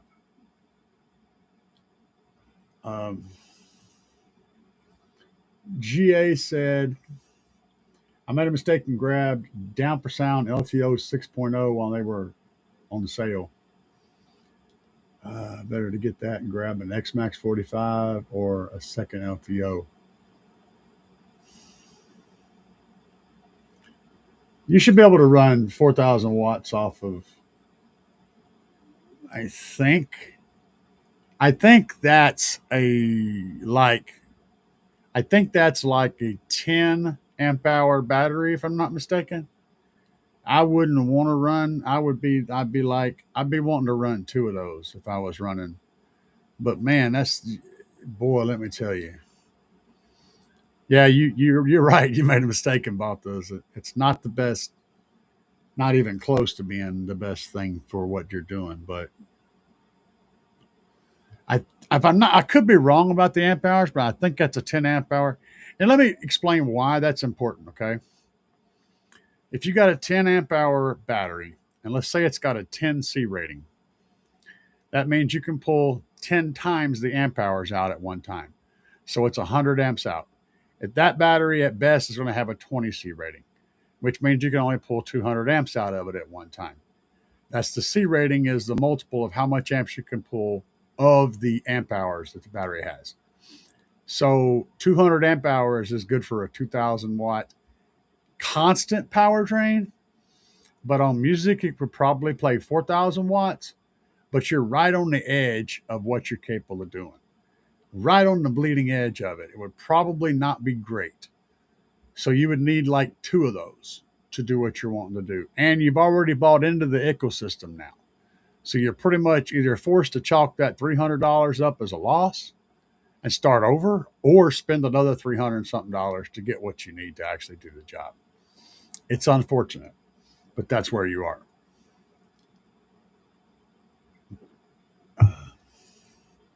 You could have done a whole lot more with less money with the right purchase. But I'm welcome to the show. I don't always drop good news, baby, but I drop real news. What's up, Stu? In the house.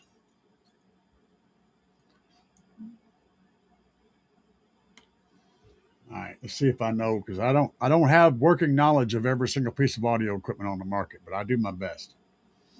I'm getting ready to run an NSV612, NSV, okay, on either a JP43 or a Salt 4. I already have, I want a solid power supply. I already have a JS320, Big 3, and dual alt gauge support. I don't remember what the Salt 4 produces or what the 4.3 produces. I think they're similar power, probably like 5 or 6,000 watts. If I had to guess on my guessing, sometimes I'm amazingly close, and sometimes I'm way the hell off. But assuming that I'm right on the number, we'll just say 6,000. Um, and you have a 320 amp alt and a big three. Yeah, oh, I'm guessing that NSV6 is it's a 12. Okay.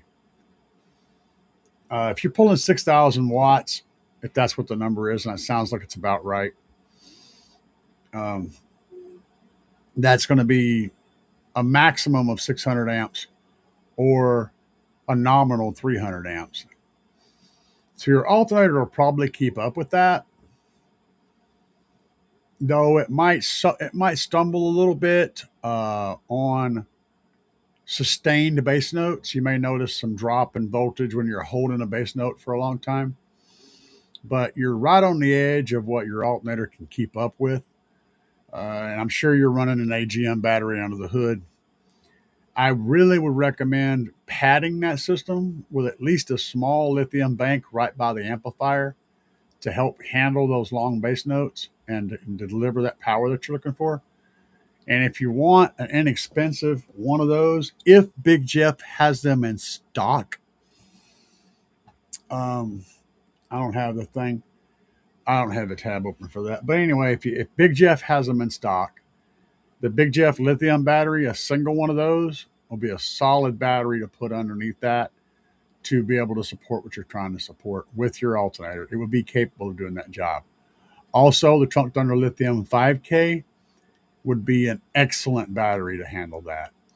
Those are two that I would, and the Trunk Thunder Lithium battery will handle significantly more power than what you're going to need. So like you're talking 6 or 8K, what it'll handle. So it'll be well above that and that's on a stock alternator. It would be the shoe in for the win thing. But again, you may be waiting a month or so before they come back in stock. So have a heads up on that. It's the best value for the power with a ready built bank that can handle extreme, cold temperatures. They're literally designed to work in Siberia, so they handle cold real well.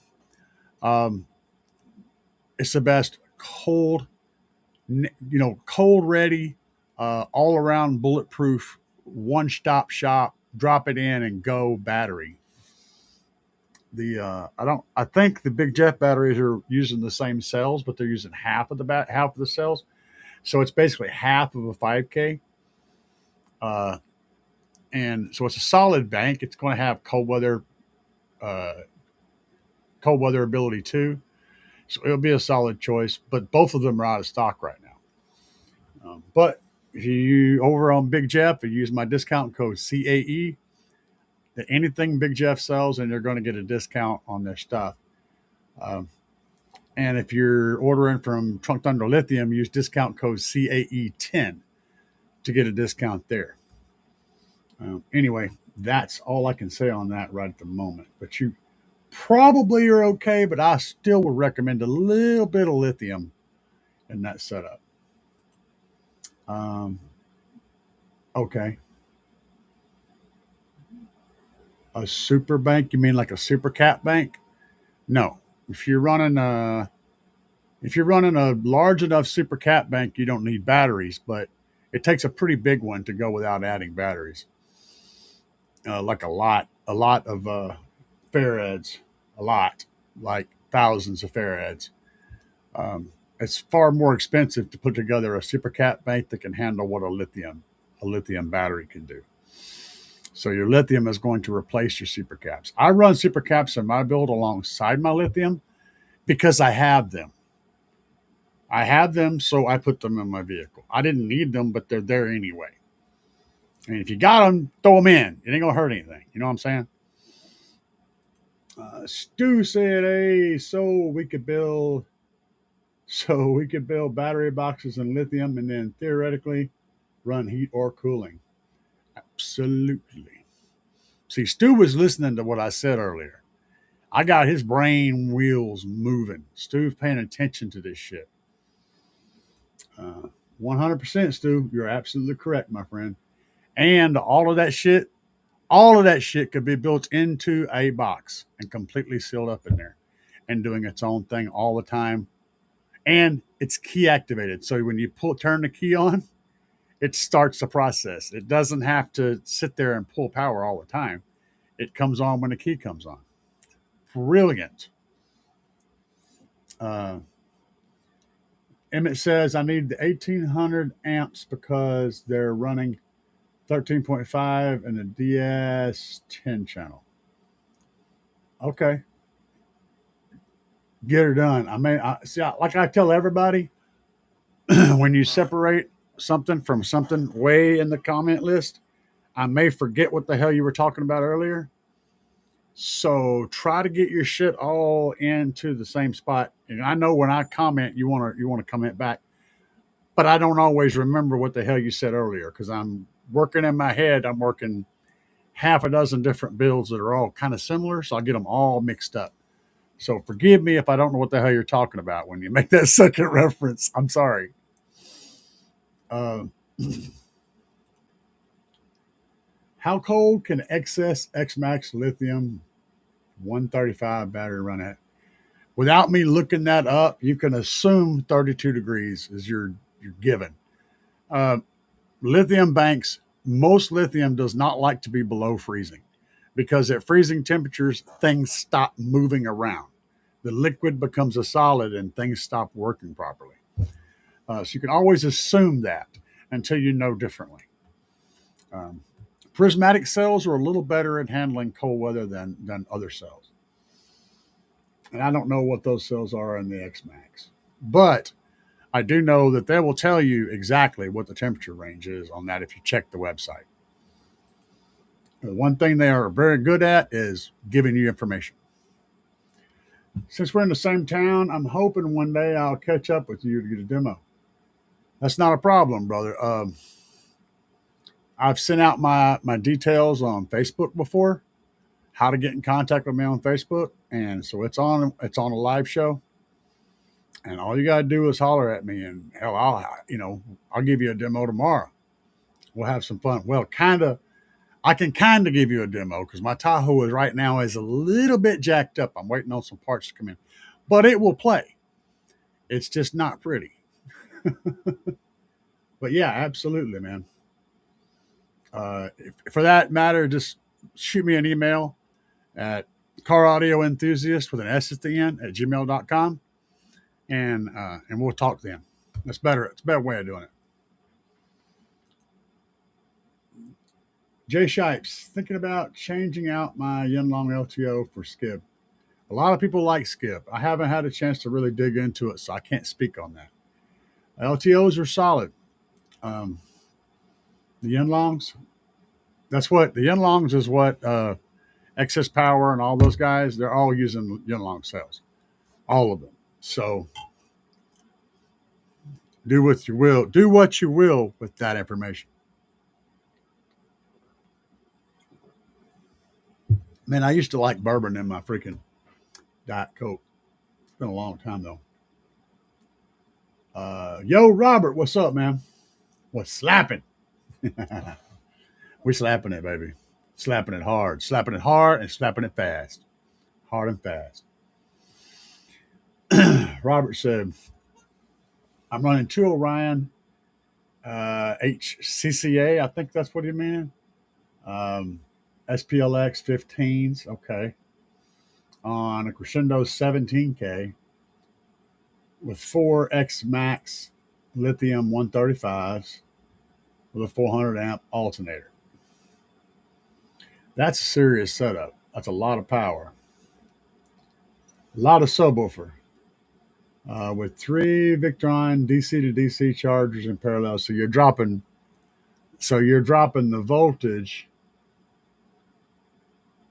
I'm guessing you're dropping the voltage down from the alternator or you're raising it up. I don't know. You're altering the voltage coming from the alternators using the DC to DC chargers. Or you have an electric vehicle and you're pulling power somewhere else. Not really sure, but cool setup anyway. A lot of power. Mello says you can get a single 40 amp hour Yanlong LTO for $65 and bank 6. So I'm looking to do myself. So you're talking about $65 a sell and then 6 for a bank. That's about right. That's what I was thinking. Between $50 and $80 is kind of where they run. That's still significantly more than $22, and you only need 4 to get a bank. So it's a big difference. I mean, you could build that whole bank for just slightly more than one of those LTO cells. That's what I'm getting at. It's a much better price. The Lev 60s are a really good deal.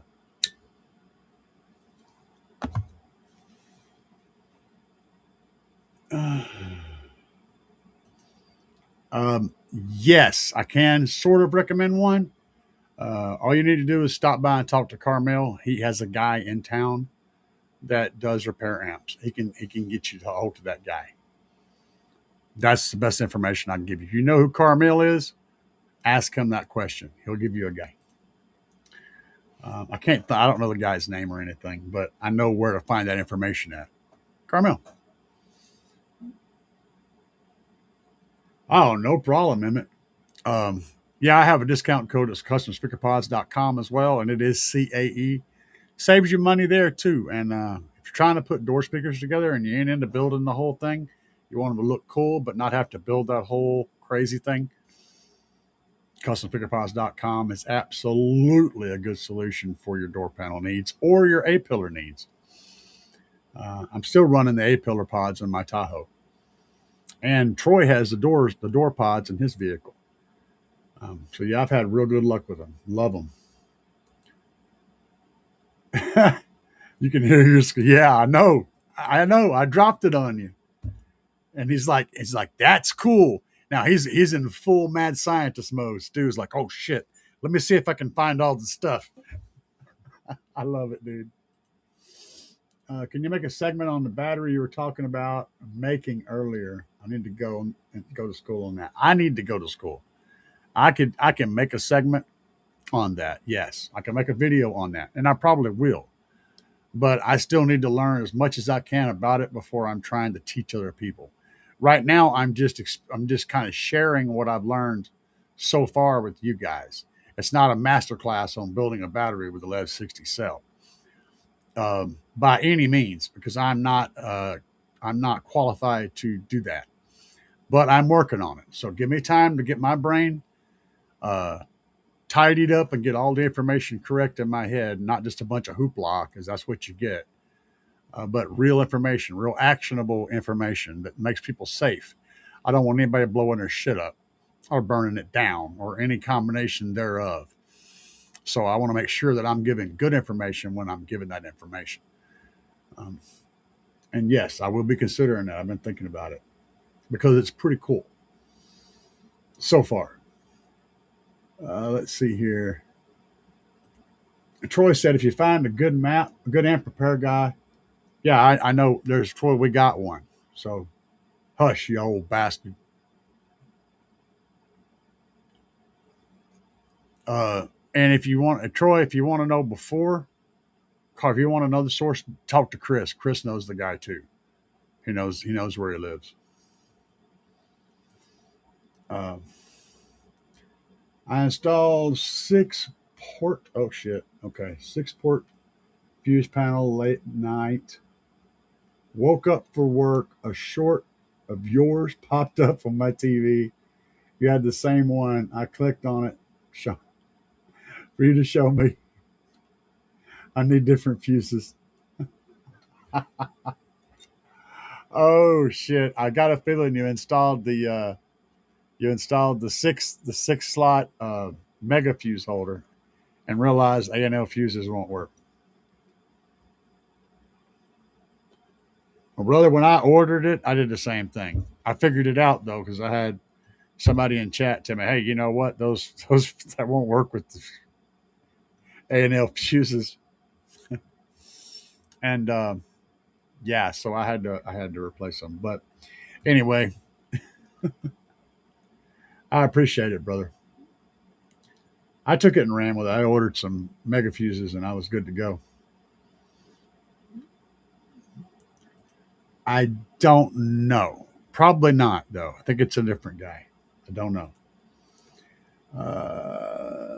Popped up saying it's in delivered day. I ordered them, but I went to work and then they were at my house when I arrived home from work. Hell yeah, bro. Hey man, I appreciate the comment. Thank you. Thank you for joining the live show and thank you for subscribing. I hopefully you subscribed. I'm glad I helped you out. You should have been around yesterday morning when the coffee kicked in and I realized what all I could integrate with that PC in my Tahoe we talked about last week. Right? You can get absolutely crazy with that. You can so look into what I want you to do now. I'm going to take you to a whole nother level. There are control boards that you can output from your PC that can physically flip switches. So you can have a program running on your PC that can literally do anything you can dream up with relays and shit. Power up anything. And yeah, it's just output boards that plug into your PC and output the ability to send signals. So you can use those signals to flip relays and do all kinds of stuff. It gets insane the further around that rabbit hole you go. Troy said, I love my speaker pods. Not too many people like them. That's at stoplights. Yeah, still the Troy is the other half of the Beards of Bass or Bass Beard Garage. That's you know what we're gonna have. We're gonna have a segment, Troy.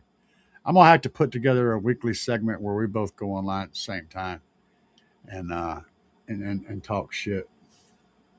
Just because, or maybe it'll just be an every now and then thing. And it said if you're trying to build an LEB 60 bank, you can go get bus bars. I've already looked at Jim's Machine Works. Yep, I've already checked those out. I don't care for those bars. I looked at a bunch of different people's bars. What I'm wanting to do, if I do one for some reason or another, and I am perfectly happy with the batteries I have, but I'm itching to do it just because. I don't know why, just because I want to build something. But what I want to do is take those same cells and arrange them in a similar fashion to the way people do the CMAX packs, the pouches. Okay. So basically, a bar of negative, and then a connector bar, which is positive, and then negative, then the batteries, and another connector bar, and then at the end a bar of positive. So it would be that square kind of a setup with big huge bars running down the middle and on the sides, connecting everything in series and then in parallel. That's what I got in mind. And I haven't seen anybody building those kind of setups. I've seen a whole lot of stuff that's built for individual stick, with little bars to connect them. So I'll probably end up doing a custom bar pack of some sort or something like that. I want to dig into that more, but that's kind of what I got in my brain. If we did an internet, if we add internet in the vehicle, yes, that opens up alarm, cameras, DVR, surround speakers. Yep, processor, Dolby Atmos, and even could print out business cards from the glove compartment. And if you have a vehicle that's like 2015 or so and newer, the OnStar system in those Chevrolet vehicles specifically has the capability of having a hotspot turned on. And if you call them up to get it turned on, it works through Verizon. And if you wheel and deal with them, you can get it pretty cheap. You can get an unlimited plan for pretty cheap. And then you can use that to power your internet in the vehicle. So yeah, it would literally be built into the vehicle. The vehicle would recognize it when the cube's on, and you'd have a hotspot. In fact, the hotspot on my Chevy truck would work for like 30 something hours after I turned the vehicle off. So even whenever I'm parked for any length of time, As long as you drive it daily, your internet's always on that thing. So if you have a computer running in there and it's got power, it'll still have access to the internet the entire time. More bugs in your ear, bro. But even without that, you can always order the Jetpack from Verizon, which is its own little internet box, and mount that somewhere in there, and it gives you a internet source to which you can connect to. My buddy used to run one of those in his truck all the time. It's a big truck.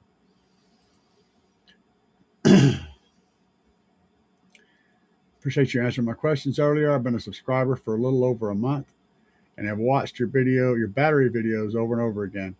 Getting ready to build my next system, 1 to 12, 4 kilowatts. I'm not sure what you're saying there, but thank you. Thank you very much. And hopefully I'm helpful. I'm doing all I can to be as helpful as I can. I try to always say, if you're researching into something, I may have good information, but also dig around and find out what you can. Look for other stuff.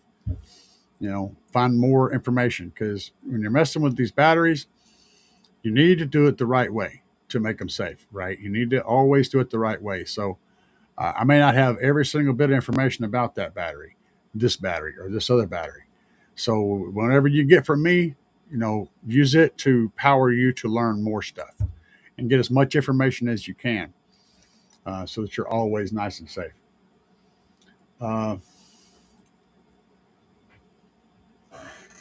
2003, yeah, you're not going to have it in there for sure. I don't even think 2010 had them. But you can always get the Verizon Jetpack. Just check out the Verizon store and look for the Jetpacks. You don't even have to have a pre-existing account. You can just go to the store and they can sell you one and give you a data plan for it. All you do is put power on it, and it does the internet. And everybody carries them, but I suggest getting the Verizon one. You're going to have the best coverage from them. There you go, Troy. What's your Facebook? 3D. Like I said, hit my email up, caraudioenthusiast@gmail.com, and send me an email and we'll talk. We'll get in touch. Can you talk about amps? It moved. Can cheap amps sound as good as expensive amps? Sure. And equipment doesn't have to be expensive to be awesome. In fact, I work with Slaps Audio, and everything about Slaps is inexpensive. And I have had nothing but 100% good luck with their stuff. And let's just go over here and we'll go do a little digging. Let me go pull up, and I'll show you some of the things that are available at Slaps Audio.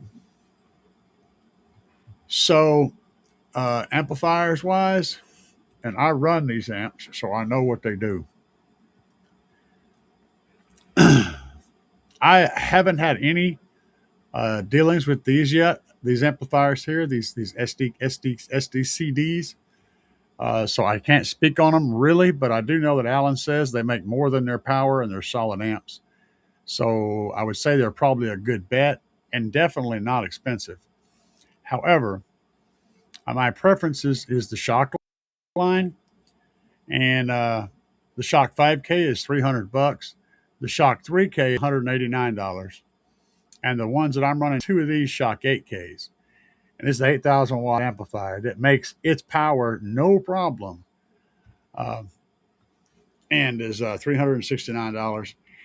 And then one of my favorite 4 channels is this guy right here.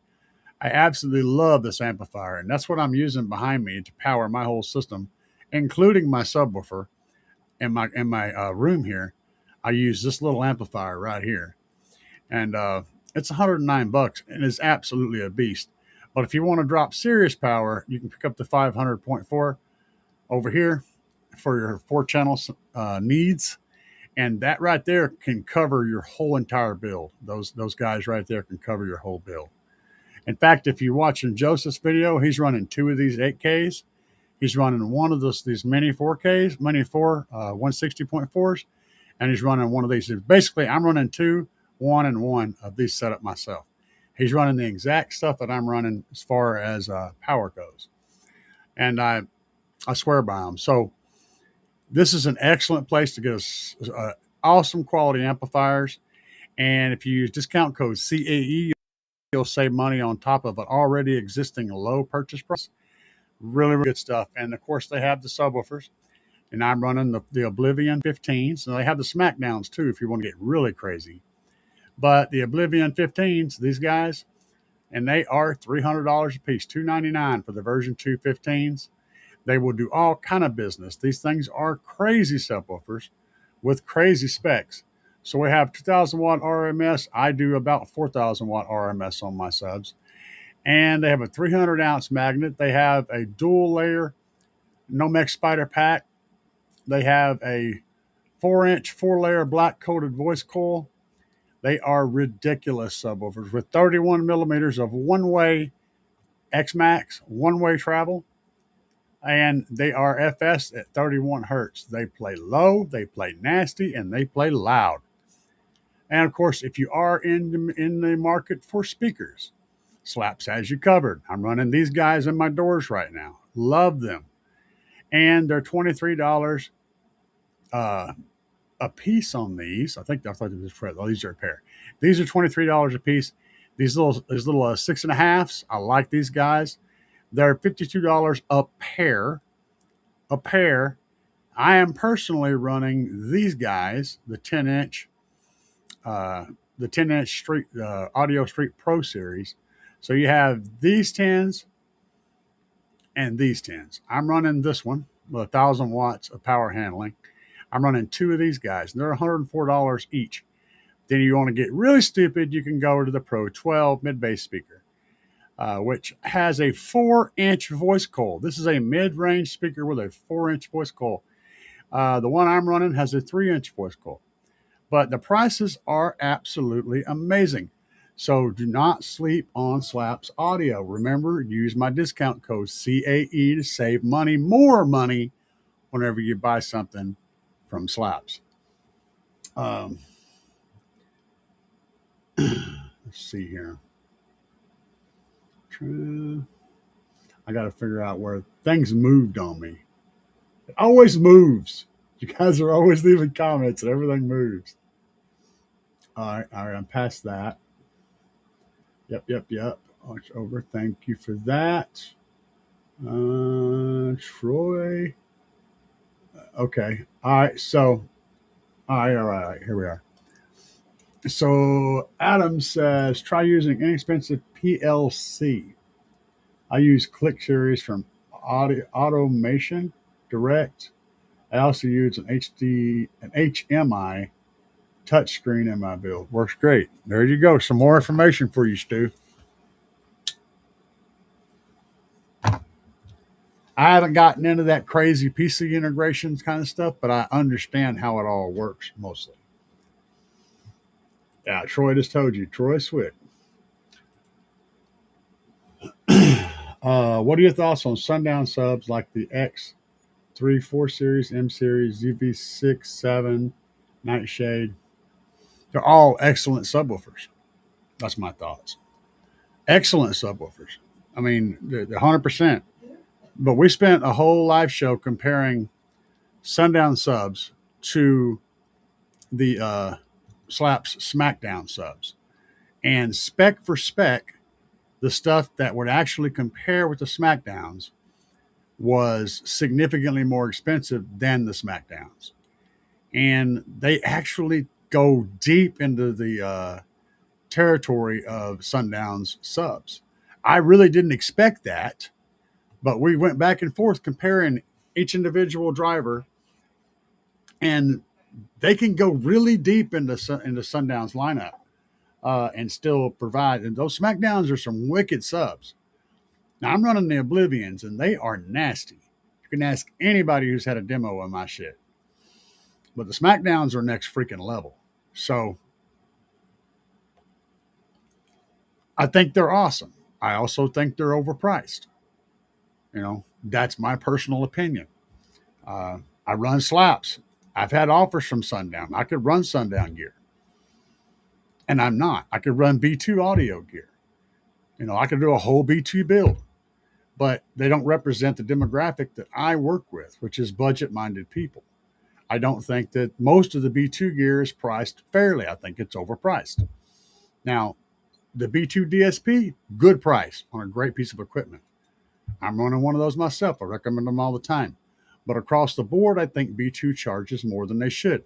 I think Sundown charges more than they should. So this is just my opinion, not not the gospel, right? But I'm hoping you were asking for my opinion, and I'm giving it to you. Okay, will 140 square inches be enough port area for 415 scars? Oh shit, you're asking me freaking math questions now. I think that's somewhere in the ballpark of being right, but I would need to dig into SCAR specifically to those specific subwoofers, and the box volume and all that information needs to be present and accounted for. But you're in the ballpark. I'm thinking probably 160 is the right number, but just note that as long as it's not making noise, a smaller port is definitely going to give you more port velocity, which means more air moving. But you have to limit that shrinkage to the point to where it's not making noise. If the port starts making its own noise, then you have a problem. So you got to err on the side of caution when it comes to shrinking that volume down. But a smaller port is going to be windier. That's the key. So I don't know. I'd have to dig into it. And that's really not my strongest area. I kind of have a little bit of knowledge there. I defer to smarter people whenever I'm figuring that out. I have a general idea, and then I defer to people that have more intelligence than myself to check my work. And that's what you're trying to do. But the source that you're going after is not one of those people. You need to go above my head to get real good numbers on that. LTOs are the safest of lithium batteries. Sure. They're the ones that can take the most abuse. 100% agree with you. But they're not the most efficient. They're also bulkier, and they're also more expensive. It's give and take. Everything has a give and a take. But yes, I agree. Fire Sundown slaps.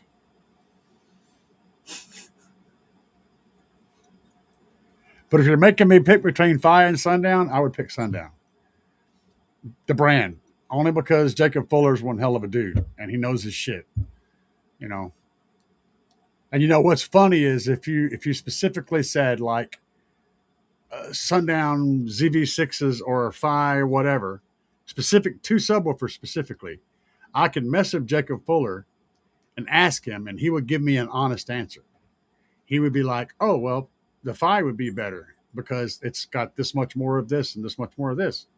So, but you're comparing one thing to something else that doesn't really line up. He would say that. Jacob Fuller is a straight dude. So if I had to pick between the two brands, I'd pick Sundown all day long. But if you're giving me the option of adding my own brand to that, I would definitely pick Slaps. You're going to get way more for your money. But if you just like giving money away, then give it to the guys at Sundown. Because they build good shit. Bobby said, why? Oh boy. Yeah, Robot Underground. I refer to him as the android in a cave. And I don't like saying bad things about people, especially on the internet. Even though he made a video once specifically talking 9 kinds of shit about me. I still don't like talking bad about people. But how do I say this? Fuck him. That's how I say it. Try to say it nicely. That's my best. That's the best nice I could do. I have lots of different apps, cheap and expensive, and I'm really liking amps. Lots of different apps, cheap and expensive. He's really liking them. Yeah, absolutely. But I can't. I recommend them because it's good shit. Okay, it's good shit. You're not going to come back and go, man, that thing's a piece of junk. Trust me, it's good shit. Slaps make great gear. 3D, I've been looking at Slaps audio lately. I blew a DS18 3K. Of course you did. And a DS18 5K. Of course you did. Use one of my mid amps for my subs currently. Yep, I've done that. Just need more research on them. But if you recommend, yeah, dude. Like I said, get a hold of me. Email me. I'll check your email out. We'll talk. You can come listen to them for yourself and decide what you want to do. That's the best way I can put it. Okay. I'll run my system, not my mouth. That's my motto. What is Stu talking about? Rule of thumb for daily sub setups. Daily sub setups is 12 to 16. Okay, here you go. Tension port area per cubic foot of internal airspace. Listen to what Stu says. Joseph, pay attention. Stop what you're doing for a second. Read Stu's comment. Okay? Read this. This is the answer to your question. Stu says, for daily sub setups, 12 to 16 inches of port area per cubic foot of airspace. Okay? Read it. Thank you. Thank you, Stu. Paper Sly. That's an interesting play on Paper Sky. I like it. Does adding multiple connections to a run add resistance? Will ohm load increase? It can, but if it really does, the connections were shit to begin with. I don't like the set screw connections like on amplifiers where you stick the wire in and tighten the screw down. I don't like them. We got to deal with them on amplifiers. But for anything but that, I recommend this. If you use these, and if you put these two copper lugs on the same connector and put a bolt on there, that sucker is about as good of a connection as you're ever going to get. It's solid copper to copper. It's going to give you a solid connection. You can string these up in a series all day long. As long as you get the connection, the lugs crimped good and tight, and everything's tightened down, good copper to copper metal connections, you shouldn't see any real voltage drop over a length of that. You will see some, though. It's kind of inevitable. You can see that over a solid wire with no connections in it at all. Joseph says, same port area, but for the SmackDowns, because that is what will go in the Kia in a few months. Sexy. So, yeah, you could build it for I don't know what you got running, what you're going to run in there until then or whatever, but you're going to love them SmackDowns. I haven't run them myself, but I've seen them in action, and I know what the Oblivions do. So they're going to blow your freaking mind, dude. Oh, and as a side note, whenever I do my next little refresher, I'm probably going to be running them.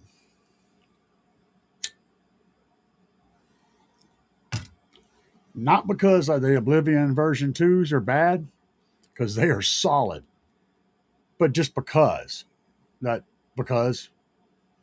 I can, right? So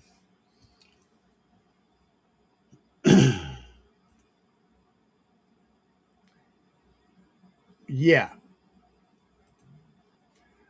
Every connection is going to at least add the potential for added resistance. Sure. Yes.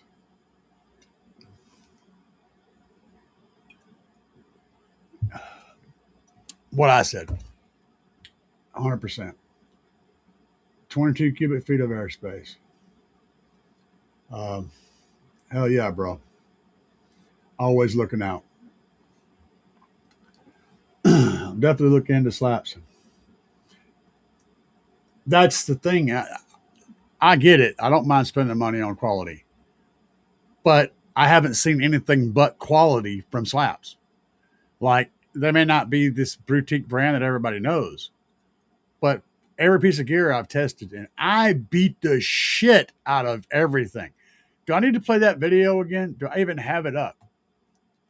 Look, this is just today, just goofing off today. I'm going to play it one more time, just in case you guys didn't see this. All right. Just goofing off today. I'm going to play this. Hold on. Let me mute my mic. It ain't running. We got it turned off right now. It's all battery. Press away, roll like a blacktop twister. Glass vibrate till it blur your picture. Hurricane hum in the box I'm building. Every brace ball got a story I'm gilding. Breathe that dust, it'll cave your lungs. And vortex spinning like a saw blade buzz. And storm on deck when the air start pushing. Waves so deep, make the asphalt cushion.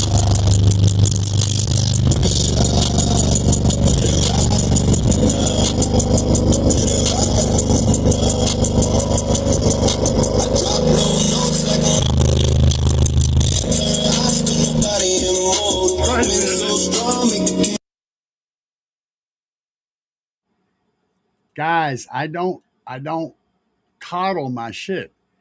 I beat the shit out of it, okay? I mean, I beat it hard. If it don't blow up in my Tahoe, it's not going to blow up in your ride either, unless you do something ridiculous that's completely wrong, and it still might live through that. So Troy had his alternator, his regulator all went crazy, and he was doing 17 volts on everything. The amps turned off, but they were still fine. As soon as they powered it back up, the B2 DSP fired right back up. All the amps fired up. Everything worked perfectly. Nothing was hurt. You know, crazy, crazy stuff, dude. I mean, like I said, I'm not talking out of my ass. I'm speaking from what I know. And this isn't me selling you on some freaking idea. This is me sitting here with all of this Slaps gear in my Tahoe, doing hours of demos back to back, beating it as hard as I can, and it just keeps coming back for more.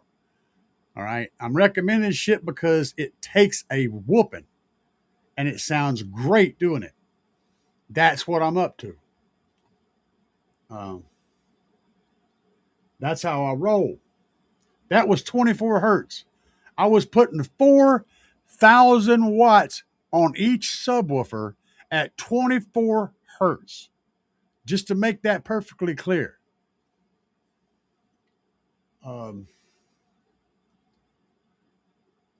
Let's see here.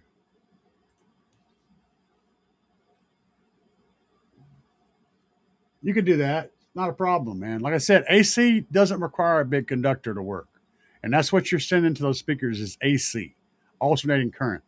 It's alternating. It's not flowing from one end to the other. It's just wiggling in the wire. And it don't take a big conductor to send AC power. Think about what you send through an extension cord. You know, you send to a big old heater in the bathroom, right? That heater is like 1,500 watts. It's pulling 15 amps at 110 hertz or 60 hertz. It's pulling 15 amps at 60 hertz through a tiny little wire that plugs into that thing. And then that tiny little wire is plugged into the freaking wall where it's running through two small wires running all the way through the house to the breaker box. Small wires on AC power are not a problem. You won't have an issue. The only reason you upgrade that is if you need to add more channels in the door. If you want to add a separate tweeter channel and you put the tweeter in the door and you want to separate it from a mid channel and not run crossovers, actively cross them over on some kind of active crossover, like a DSP, for example, then you might want to run extra wires. If you're not doing that, the wires that exist already will handle all the power you want to send to those speakers. So that's my take. What's up? And by the way, what's up, Chris? As Stu said. GA says, okay, a lot of stuff. Let me start reading this. 112, 3.5 box, about as big as you can get, but mainly focused on solid power supply. 3.5 cubes is a big ass box for a single 12. Now, mind you, that's about what I'm running in this one over here to my left that I play all my music on. But I'm only putting like 300 watts on it. So it's kind of the thing. It depends on the power. You're putting a bunch of power on a sub, you want to shrink that box down quite a bit to keep it in control, or else you're going to wind up slapping your coil against your freaking motor and damaging shit real fast. Slapping the coil against the motor is a very quick way to have to recone a sub.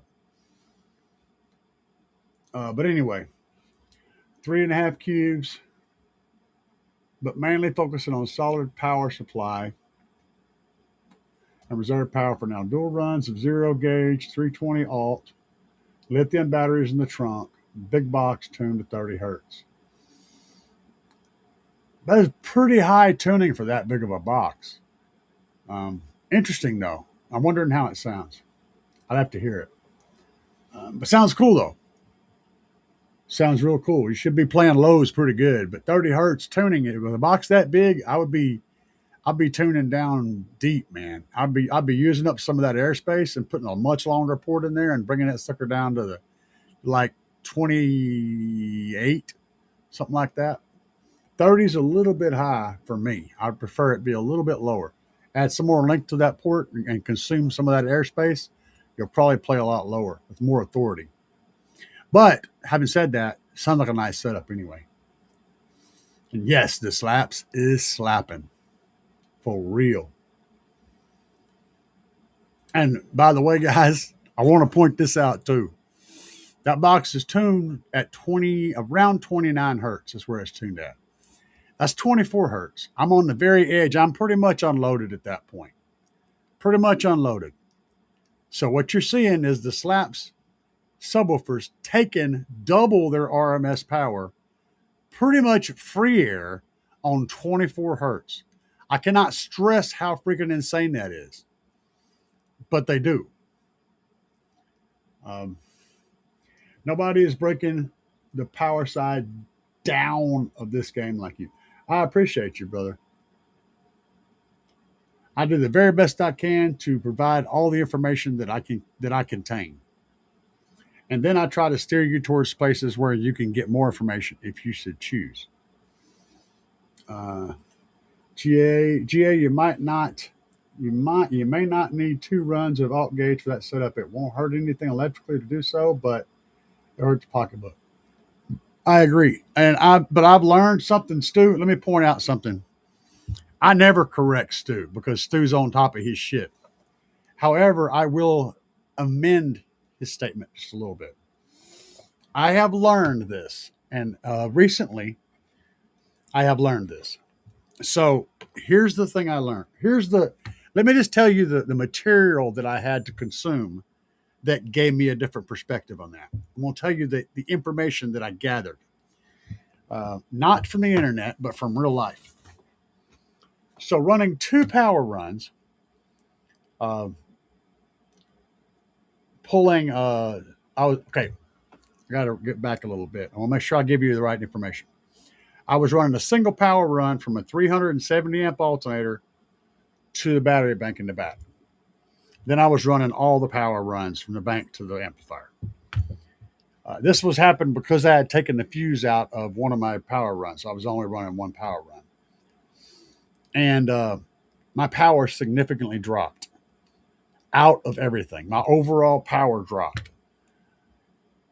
My dB score was lower, and during the middle of the run, I blew that fuse that was run on that 1 power run. I blew a 400 amp fuse. That's one key piece of information. Running both fuses, both power runs, I don't blow the fuse, and my power went up overall, output-wise. Mind you, I'm running 2 Trunk Thunder Lithium 10K version 3 or version 2 batteries. Right at 200 amp hours of nice lithium. And I'm running a cap bank on that as well. So I have like a 500 farad cap bank plus those 2. And I saw the power drop when the alternator only had 1 wire versus 2. That's the point I'm making. The second thing is, whenever I added another ground wire to a different location, I gained some output. I actually gained dB on the glass by adding a freaking ground wire to my setup. I'm noticing more and more that, and here's the other part, whenever a lot of amperage is flowing through a wire. Now, I don't totally understand this part, so this is kind of, take this with a grain of salt, okay? But when you put a lot of amperage on a cable, it kind of, I don't know what the word would be, it restricts the voltage flow a little bit. It actually reduces the voltage that can go through that cable. And I'm not sure I understand exactly how that works, but it does happen. Whenever you're running through a cable, you need to have enough conductor that you never had that happen.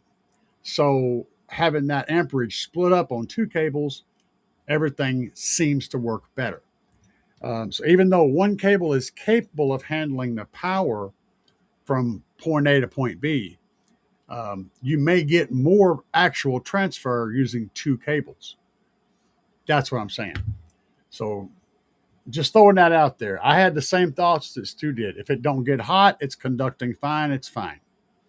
And I always temp check all my stuff. I use a temp gun to check my connections, check my cable runs, check everything in the power circuit. I do that on a constant basis to make sure things are not getting hot anywhere. There's no loose connections. I check everything with a temp gun after playing it real hard or while playing it real hard.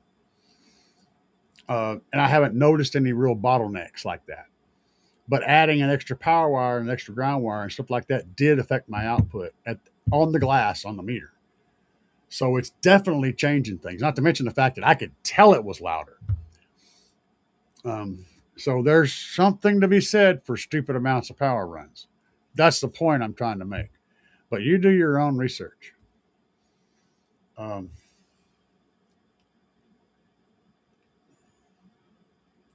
Oh, yeah. Are you checking out my playlist, Chris? Pros and cons, 4-channel versus full bridge. That's two different, that's an apple and an orange. T. Corley says pros and cons, 4-channel amp versus full bridge. Full bridge and a half bridge are two different types of amplifiers. And a 4-channel is a completely different setup from a monoblock. So I can't really compare those two to what you're saying. I know you meant something else, but that's what I got from it. As far as half bridge versus full bridge, there's a ton of differences in how they work. But how your ear works with them, the only way you'll ever hear a difference is if you know there's a difference. If you know one or the other is which. You can't hear the difference in those two amplifiers. And here's another kicker for you. You could take the cheapest amplifier you can find, the most crappy bargain bin basement amplifier, and set the gain up to where it's producing the same exact amount of power with the same signal and everything as the most expensive subwoofer amplifier you can possibly find, the very best of the best. And you won't be able to tell which one is playing on a sub. There's no difference. As long as they're both putting the same amount of power out, they're going to sound identical. There's just no difference. And even a scope or something monitoring the signal won't see a difference. There's the same damn thing is happening. So watch that marketing wink, man. But I ain't sure what your question was. Hopefully I answered it, maybe. Okay, sweet. Sweet. I'm stuck on Lizzo right now for setting sub amp gains at the shop. I have horrible habits when it comes to setting up gains, man. I'm gonna tell you. For my own personal stuff, I set them way in clipping, and then I control how much power I'm sending to it with my bass knob. I basically set the gain per each song. But that's a horrible way of doing things. Don't do what I do. That's taking your own. You got to have a good ear for doing that because you can push it too far. I know where I'm at. I know what it sounds like. I can back it down. I control that with my bass knob. But that's a horrible way of doing things. I'm I can tell you a bunch of ways to inexpensively set gains if you want to set without clipping. And one of the cheapest ways to do it is to use a capacitor and a speaker. So, and this is a legit 100% way of setting a gain. Find a speaker, any speaker. You can use a pair of headphones, an old pair of Hello Kitty headphones, whatever. You could use a little speaker like this little Sundowns I have up by my desk. I always got right here, little Sundowns. Something like this will work just fine. Use a little Sundown SA 2.75s that I've had sitting over here forever. Anyway, a little speaker like that and a capacitor that can handle the voltage. So whatever your voltage output of your amplifier is, you need a capacitor that's rated at a higher voltage than that. If you don't have any idea, just go with like a 200, 300 volt capacitor. Now, on your output from your amplifier, where your speakers connect, where your subwoofers connect, run one of those wires through that capacitor and then run the other wire beside it and hook both wires up to your little speaker. Start turning the gain up on your amplifier with, when you know, if you got whatever track you're going to do, 30 hertz, 40 hertz, whatever you're tuning it at. Have that sucker kicking out full power on your head unit, maximum volume wherever you set that maximum volume at. Have that sucker going. Have the amp, have your amp turned all the way down. Have your bass boost and all that crap turned down. Have your EQ set where you want it, and you slowly turn that gain up. And right when you get to clipping, you'll start hearing a noise come through that speaker. You won't hear any sound coming through it other than maybe a faint hum. But as soon as you get to where it starts clipping, you'll start hearing it make noise. Back your gain back down until you're not hearing that sound anymore, and it's set. It's rock solid. What you're hearing is the clipping signal. You're not hearing the bass because your capacitor is filtering that. What you're hearing is the actual clip, the sound of the clip coming past that filter to that speaker. So you can hear the clip in the speaker. Turn it up till it's making a little bit and back it back down till that little sound goes away. You can put an O-scope on it and it's going to read perfectly clean. That's the really cheap way to set your gains, is a simple capacitor and a speaker or a pair of headphones. Put a headphone on, run the same way. Run the wires, you can hear it in the headphones. And if you want, you can do it with the subwoofers hooked up. You don't even have to unhook your subwoofers. Just put the little wires on terminals or whatever, or on the stick them. You can do it with the subwoofer, but you're going to put the subwoofer through a clipping experience when you do it. But you'll be able to hear it as long as you can hear it over the subs. You'll be able to hear that clip as it comes through that little speaker. It's a brilliant, simple way to check for clipping.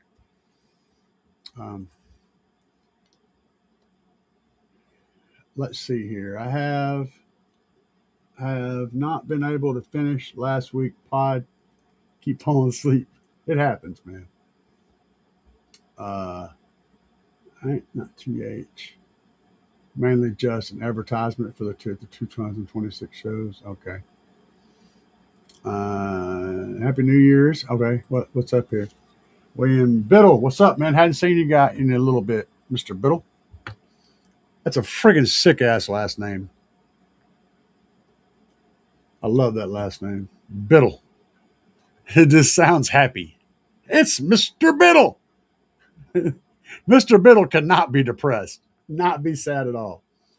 Happy New Year's. How y'all feeling, brother? I am doing fine. Any of you guys have any hobbies or collect anything other than car audio? What the hell are you talking about, man? I collect electrical tape. I collect speakers. I collect cutters. I collect power cables. I collect these. I can go forever, man. I have so much car audio shit. Oh, you said besides car audio. Damn, what up?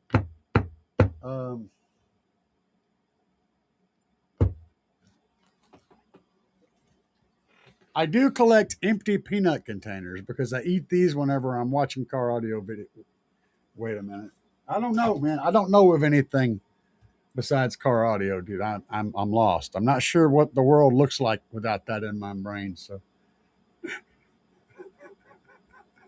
I honestly don't have any hobbies besides car audio and YouTube and stuff that's related to car audio, and that's really it, honestly. Oh, wait a minute. I make music for car audio. There you go. Sorry.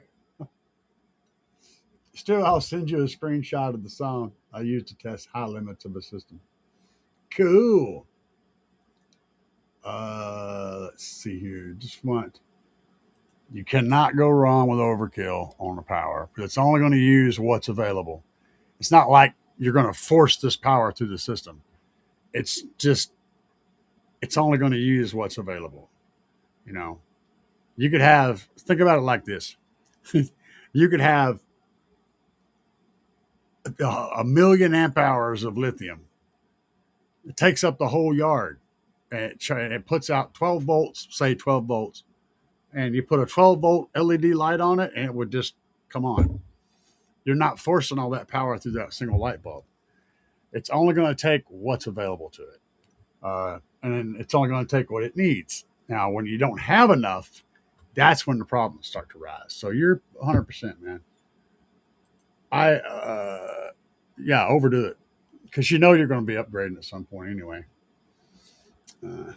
Stu's awesome. I feel a little bit more obligated to help after that. GA. Oh, see, I didn't watch. I don't watch sports, so I do know that Ole Miss is a like football team. I guess. Yeah, I don't watch sports. Crying about my dogs getting spanked. Oh, I hate when that happens. Um, we're still talking. Oh, we're still talking sports down here. Let's go on down here. Uh, yeah, that's another point too.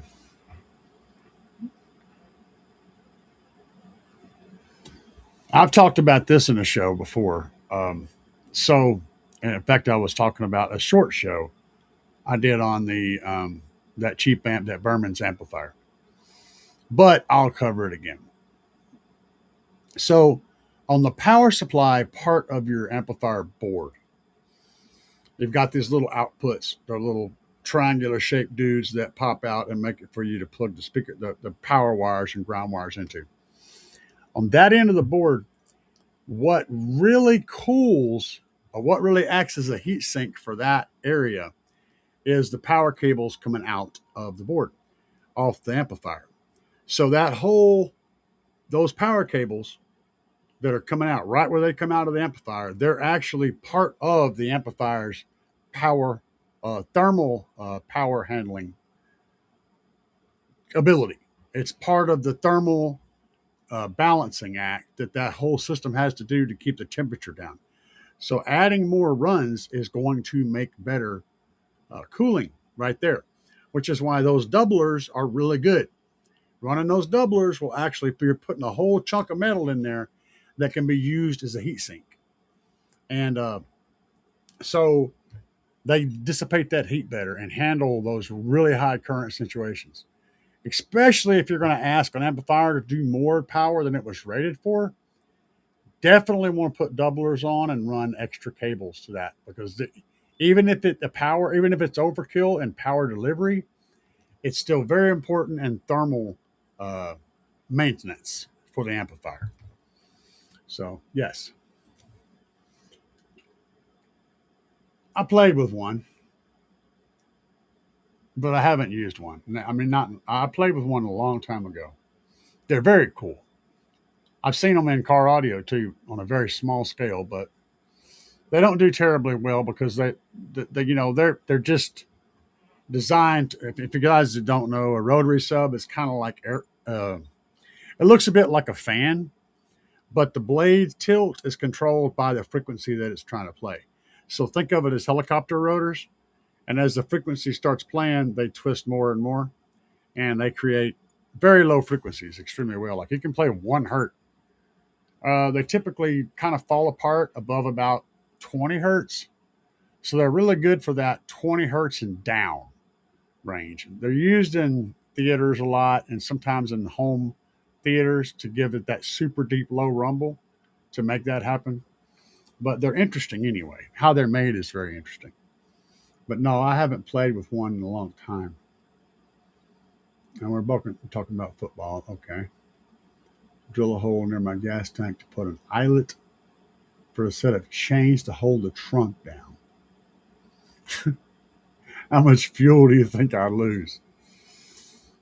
Not enough, man. I mean, who needs fuel? You're in Australia. You just burn kangaroos. I mean, the little roos are hopping everywhere. Just shove them right in the gas. Wait a minute. I think there's probably laws against that, at least in the United States. I don't know about in Australia. You probably burn kangaroos in Australia. Uh, I'm talking about this, by the way. Dogs will be set up nice. Let's see here. I'm kind of excited to see what kind of we're still talking about the sports. Okay, we get it.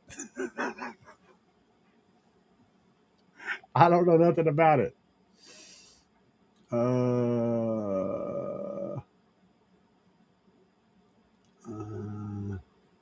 Jay, are you the Jay in chat all the time? Probably. For a get together to watch a game. Yep. What's up, Jay? A white shirt guy. White shirt guy. White shirt guy in the house. The epoxy poker table. Ooh, that sounds fun. Number 2. GM bows. We'll do the same with the clipping. Okay, let's see what Stu is saying here. Do the same with the clipping from aftermarket head unit. I just play 40 hertz sine wave and turn the volume up. The door speakers will go ape shit when the clipping starts. Yep. But that's the signal going to everything. That covers your head unit. It doesn't necessarily cover your subs. Unless your head unit and your subs are on the same amplifier. That doesn't work for that particular scenario. But it's an example of how that works. You can set your mids and highs clipping with that. Whatever amplifier you're setting.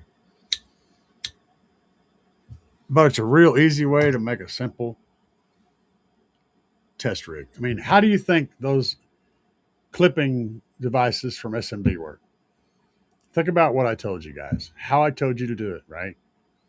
It's the same thing. All they're doing in there, instead of using a speaker, is they're using an LED light. So whenever it starts to get a signal, just like the speaker starts to make noise, well, the signal gets past the filter and starts blinking the light. It's really that easy. I like Steve Mead. Don't get me wrong. But just saying, it's not hard to build that device.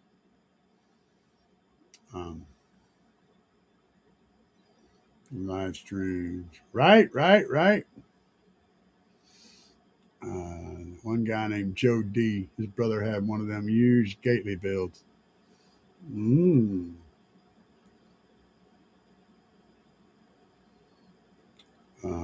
knew you were in too deep in car audio, my man. Dude, I have no other hobbies. It's just everything is something that's connected to car audio. I mean, the only thing I do outside of that ever is occasionally play a video game. And if I could find a group locally to play with, I would play Dungeons and Dragons with a nice old school D&D with the pen and paper. I love those things, but we don't ever do that anymore. I used to love playing those. And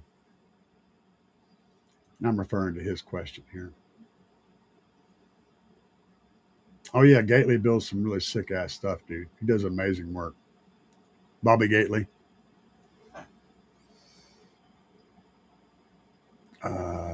Fireworks.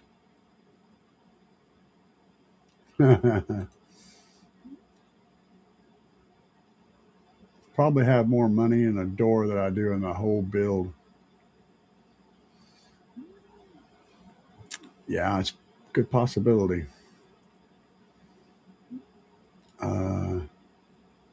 I'm still digging through comments here. Come to Decatur, Georgia. Have a crazy collection of fireworks. They're talking about fireworks. Everybody's talking about fireworks. You guys are funny. Who derailed the chat? Somebody asked, what hobbies you got besides car audio? You realize how dangerous of a question that is? Somebody derailed the chat completely. I love it. They had controller that needed feedback from the sub and wouldn't let it clip. I got you. My music source. What is he saying here? GA says, if my music source has clipping recorded in it, is there a way to safely tune it out? No. If it's a clip signal, it's just going to be a clip signal. So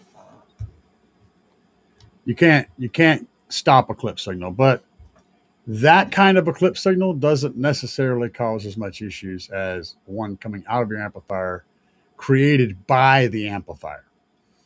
And I have a lot of fucking shit about clip signals and why it's not the be all end all of a subwoofer. All right. So there's a really interesting group of people out here that love to argue with me over this. So bear with me a second. I'm going to show you guys something. I'm going to show you guys something. We're going to talk about clipping a little bit. I'm talking about some sine waves. So let's click this button. Now we're going over here. Let me get everything moved around. All right. This is Audacity for you guys who don't know what this is. It's an audio manipulation program. We're going to generate a 30 hertz frequency. Now, wait, I need to generate something you guys can actually hear. So we're going to make it a 80 hertz frequency. Oh my God, this will be annoying. That's an 80 hertz frequency. Now we're going to zoom in on this. Wrong direction. You see the sine wave here, right? This is what a sine wave looks like. I know, class, pay attention. Stop playing with your pencils. Jimmy, spit her out. You cannot eat other children. All right, pay attention. Got everyone's attention. Okay, so now we've got our little sine wave. Notice it's not clipped. Let's play it. That's what that sounds like. Okay, that's why we don't play 80 hertz, because 80 hertz is a stupid ass frequency. But let's go deeper now. What we're going to do is we're going to amplify this until it's clipping. And we're going to do it this way first. So we're going to go to Effect, Volume and Compression. We're going to hit Amplify, and it says we can go to 1.9 but without clipping, but we're going to go way past that. Now we are in hard freaking clip. Okay?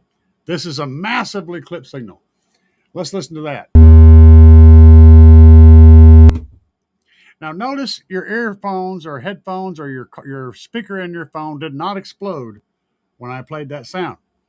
It did not melt down. It's not dead. Okay? It did not die. Amazing, isn't it?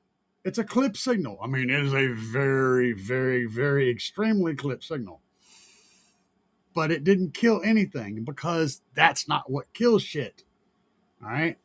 I'm wanting to put this out there for you guys to understand just how wonky this whole clipping thing is. Now, if we go back and edit that, undo amplify, let's do it again. I'm going to show you a lesser version of that. We're going to go to Effect, and we're going to go to Volume, and we're going to go to Amplify again, and we're going to just kind of squeeze it into clipping. Now, this is a lightly clipped signal. You notice how it highlights the clip? That's showing that there's a clip. Let's zoom in here and look at this. You can see that this wave is being cut off right here. It's flat right there, and it's flat right here. What's it sound like? It sounds like a slightly dirty signal, a slightly dirty sound wave. This would make your clip light go bananas on your amplifier if the amplifier was gained up to the point where this was happening. What's funny is you can play this signal over your amplifier and it will not turn your clip light on because the amplifier is not clipping. It's reproducing a signal that it's getting. Now, if you listen to a rock and roll guitar that's distorted all to hell, you're getting massive, massive, massive clips. So if we do another thing here and we generate another tone, but this time instead of that, we're going to generate a sawtooth. Now you see what that looks like? That does not look healthy for your subwoofer, does it? That looks terrible for your subwoofer. What does it sound like? Sounds a little bit like a rock and roll guitar. It's got that distortion in it. This signal also will not blow up your subwoofer. It might make your wife want to murder you in about 3 seconds, but it will not blow up your subwoofer. Your subwoofer will, if this signal was a lower frequency, it would just play it. Okay? It would play it. It'd make the sound. So what happens? Where is the clipping happening? That's the important question.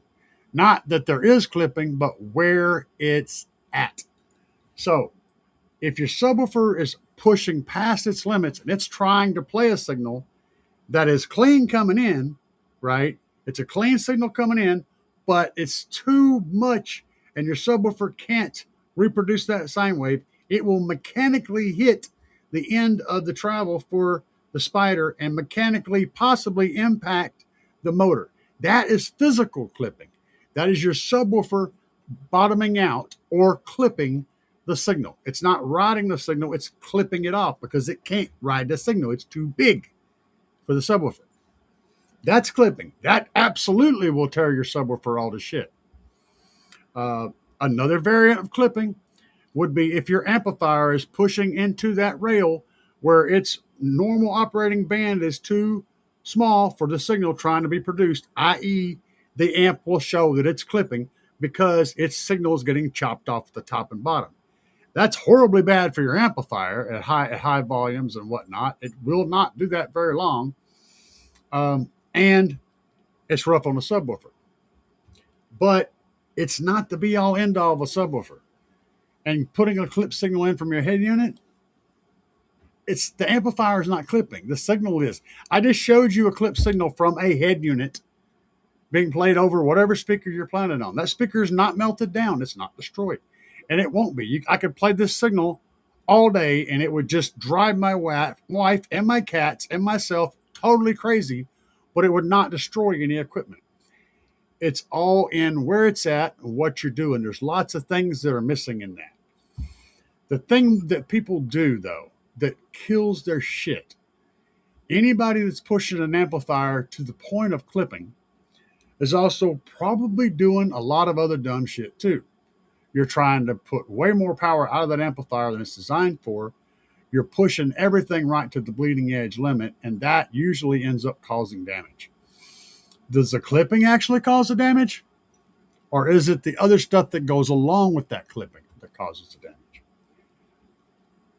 I know what everyone says. I know I'm probably wrong, okay?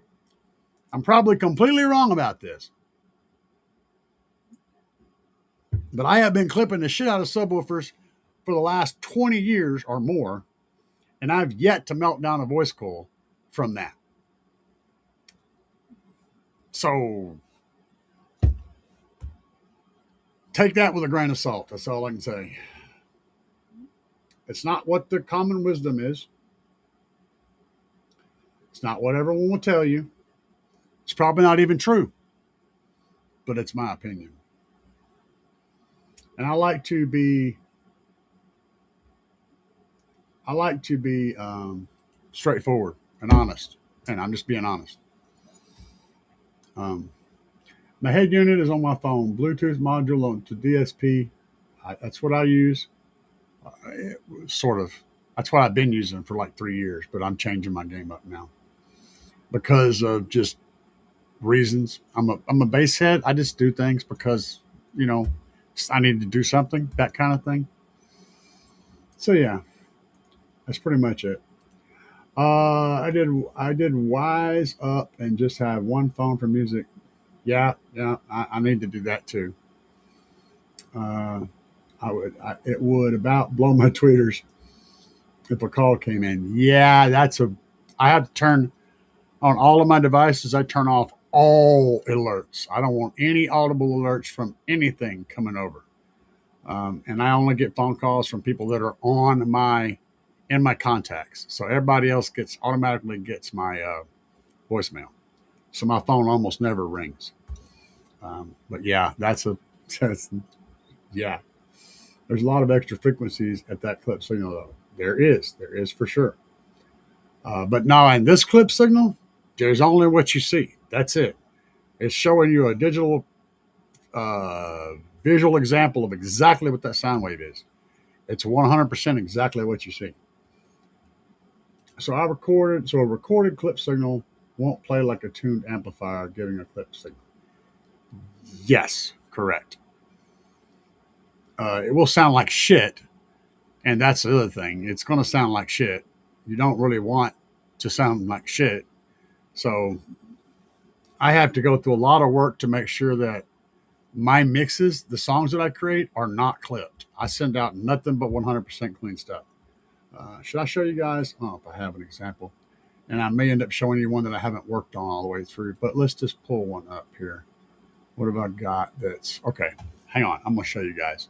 I'll show you one of my songs because, I believe in being thorough. Let me pull up a track that I don't have released yet. We'll just throw this one in here. Caddy Thunder. Good example.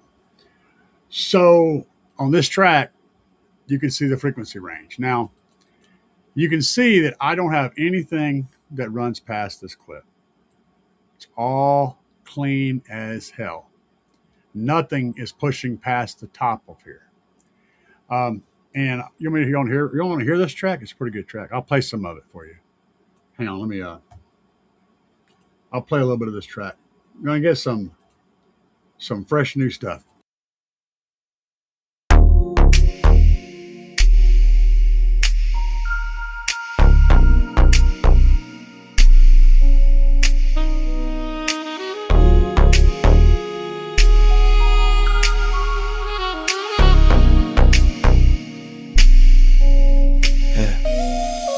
Roll up clean in the Escalade. Banking that bank, all the money I make. Subwoofers lined up in the back. Dropping that bass in my Cadillac. The street can't handle my pressure weight, but the ladies step up when my system plays.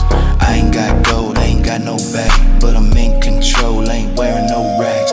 Roll out hard with a West Coast beat. Dropping that hammer out on the street. I roll clean, be a night all day, but you can hear me coming from a block away. Work all day to pay my way. Bill not bought, no work, no play.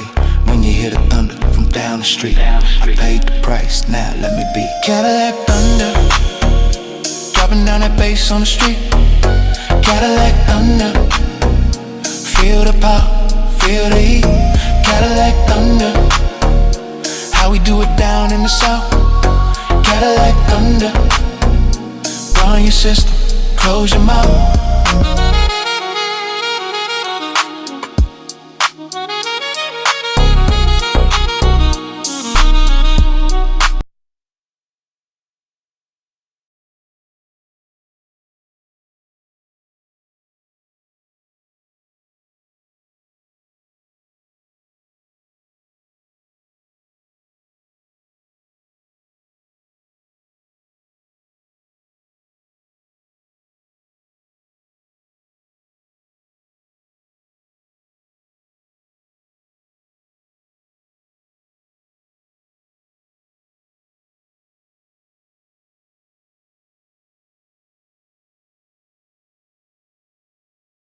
So yeah, let me restate that because I was being stupid. I have my mic on mute.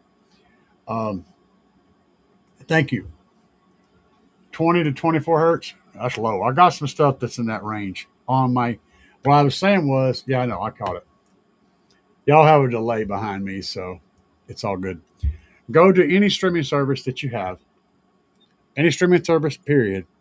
Type in Car Audio Enthusiast with an S at the end, all one word, all together, and you'll find all the stuff I've uploaded. And I've got a bunch of high quality sound that that will sound great and drop some serious bass, and it's all royalty free. So If you want to use, I'm not royalty free, but if you want to use it in a video or whatever, that's totally fine. I won't complain about it. The only thing I would bitch about is if you literally uploaded the entire song as its own standalone thing and claimed that it was yours. That I would complain about. Any other use, I won't say a word. So you're welcome to use it to do videos or whatever you want to do. I won't have any problem with it. And I think there's something in there that you'll like. I have a wide variety of bass-oriented music. It's all original stuff. You'll find something in there you like, guaranteed.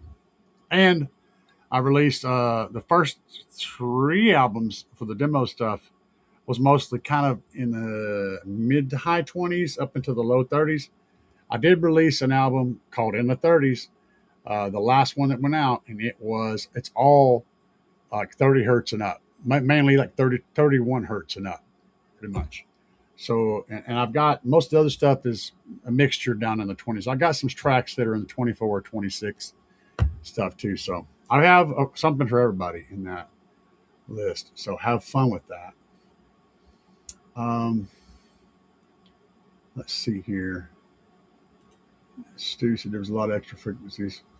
So recorded clip signal, yeah. What's up, man? Adam All. Okay, trying to figure out a cool way to think about that. I love these weird names. Sometimes they have really cool stuff out. Since they're bringing back memories, I have my set of Aura bass shakers I used under the seats to assist with my 10-inch woofer while my focal front stage played beautifully. The bass shakers, the old transducers. That's what they are. They're just big-ass transducers. Essentially, guys, if you don't know what a bass shaker is, imagine if you put a subwoofer and took the cone away and just put a little weight inside there on the voice coil so that whenever the voice coil moved, it would cause this intense vibration, kind of like a washing machine on a spin cycle. And you bolt that down to your floor in your car. It causes the whole area there to just vibrate. And you feel these deep, deep guttural lows that your speakers aren't actually producing. They used to use them in movie theaters and other stuff, and sometimes they still do. They use them in the little controllers, the little game controllers to make them vibrate. Same thing, but bigger. It's essentially a transducer, but not really a... Anyway, I won't dig deep into that, but it's basically a transducer. But yeah, they're cool.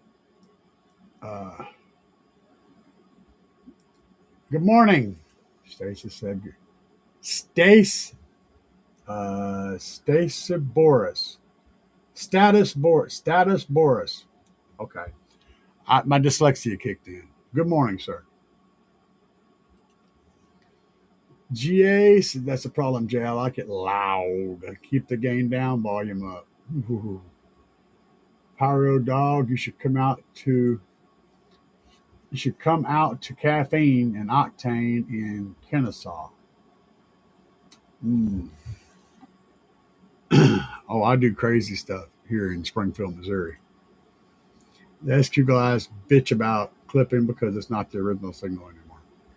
The SQ guys bitch about everything. I know a bunch of them, and they complain about everything. But your ear gets, when you do that all the time, your ear gets so tuned in. And I have to do that whenever I'm mixing and mastering, when I'm doing the production side of what I do. So I have to play that SQ thing. I'm listening to everything. I'm listening for any little thing that's off, and I have to fix it. So whenever I release a track, it's as close to being an SQ qualified track as you can get with having a lot of bass. But they get picky because their ear gets so tuned in that they hear the tiniest thing and it drives them batshit crazy. And typically they're SQ guys because they normally listen to music that critically anyway. So they choose to build a system where that is, it plays well with their brain, right? And I am definitely not an SQ guy, but I understand them. We feed them and we keep them in a cage in the basement with the hookers. that we keep in the basement. So let's keep going. Um, when the build is done, you'll find my Acura trying to blow the trunk off. I like the Acura. Acura's a good car. I blew my sunroof out of the truck about 18 months ago. Luckily, I had some Gorilla Tape to get it home. To get home, yeah, no kidding. I built a roof inside my cab so that my sunroof doesn't explode. And yeah, it absolutely will. But I had to put a plywood. I did a lot of stuff. I have multiple videos on solving that problem with the sunroof. I wish the hell I didn't have one, but it's there. You can't see it, but it's up there. I'm 100% SPL. SQ is nice, but pointless in my eyes. Fair. Give me good sounds inside and crazy bass all day. Hell yeah. JLW7SQ guy. I like the sub. It's a good sub. Uh, yeah, it's not going to get stupid loud, but it does. It is a smooth sub. 100%. It's a good sub. I think it's out of date now. I think the JLW7 doesn't really bring anything to the party anymore compared to even some of the lower price stuff out there. I don't think you tell the difference between them. When the W7 came out, though, it was a bit of a freaking amazing subwoofer, kind of like the Stroker. Um, it was a whole new game changing subwoofer. But today, put it up against even a pretty inexpensive subwoofer the same size and the same box, it's not going to be anything different about it. They're going to sound pretty much the same. So JL was ahead of their game back then when they were pushing the envelope on development and stuff. Now it's just kind of chilling in the back. It's not that impressive. It's like, take this for example. 1969 Roadrunner with a big ass V8 in it, right? Bitchin' car. At the time, that thing was a certifiable nightmare, would destroy all kinds of stuff. Today, there's many minivans on the road that would outrun it and outperform it in every metric. 0 to 60, 0 to 100, top speed, uh, faster braking, better handling, everything. The game just changed. So even though it was wicked cool, badass at its time, even for years after its time, by today's standards, it's not even close. I would still rather have that car than the minivan, but performance wise, it doesn't stack up. It makes a whole lot of noise. It's just technology is just kind of developed and things have moved on. And what was amazing then is nothing now. So, and that goes that way for everything, except for women. Women have gone downhill. Now we'll leave that one alone. Let you guys think about that. Women have definitely gone downhill, except that they shave now. Back the 70s was a hairy time, a very, very hairy, scary time. But yeah, I don't need to get into this conversation. I don't need to go there. I'm going to leave that one alone. Okay. Let's see. Funny how you guys talk about caddies, but I drive a caddy, but it ain't no Cadillac. Okay. Gotcha. I don't know what the fuck you're talking about, but okay. Uh, a lot of work with guitar and amps. Yeah, so you know what I'm talking about. Yeah, it's just, I don't get it.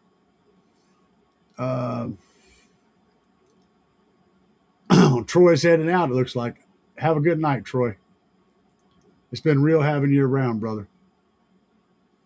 Um, some like concerts, some like clubs and raves. I'm reading Stu's comment. Some like a quiet room with music and an easy level. Yeah, I feel you.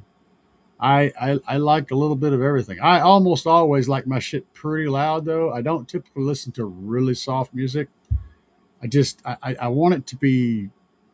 I'm more of a blues club. Have you guys ever been to a club where they played blues? That's a whole nother level of awesome, dude. Really, really good club where all they're playing is blues. I'm not a huge blues fan, but I love the sound of a good blues band and a nice small atmosphere, nice small closed in little club. It's very relaxing. I agree with you, Jay Shipes. That would be cool. I actually considered doing one. I was going to do a tricky thing whenever. Hey, so here's what my plan was. I'll tell you guys what it was. I was planning on building a six-order build in the Tahoe this winter. Last winter. I didn't. But what I was going to do was, before I tore everything out, I was going to cut open the wall that I have now. It's a ported wall. I was going to cut it open and seal up the port and create a wall between the front and the back of the Tahoe and turn it into one big freaking free air, thing. And just do some testing and see what kind of pressure I could get. And then once I'd done all the testing and some listening stuff, I was going to pull it out and build. I was going to do a halfway tear out just to see what things sounded like. To do an infinite baffle kind of a thing and just see what I got out of it. I wanted to test that theory.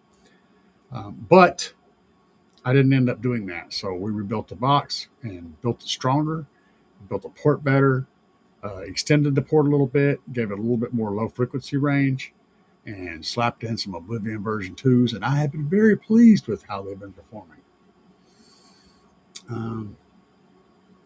I respect the SQ guys. Yep, 100%. They're cool. I got lots and lots of friends that are SQ guys. Like I said, I keep most of them caged up in the basement, and they beg for freaking ramen noodles. I don't know why they want grape papan and ramen noodles. That's all they want to eat. All they want. And the hookers eat anything. You can throw Big Macs at them, and they'll fight over them. They'll fight over the Big Macs. But,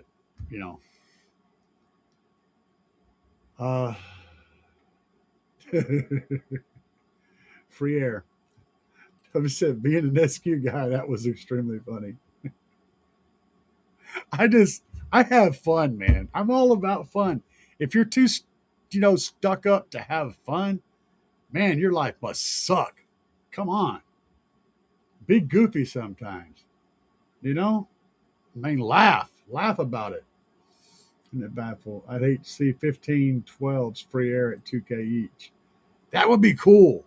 It would be very, very deep and very windy. As free air does get really windy. The only thing I don't like about free air in a car is that when you roll the window down, you completely change everything. When you open the trunk, you completely change everything. Whatever you do in the car changes the whole setup. So it's a really wonky thing. But when everything is right, it sounds really good. Very good. Transients are really good. What if you put a bass shaker on a 24-inch passive radiator? I don't know, man. That sounds like some straight up crazy mad scientist stuff. Am I going to have to put you in the cage? If you're going to go in the cage, I'm going to put you in the cage in the basement, Debbie. I mean, sub Dynaman, excuse me.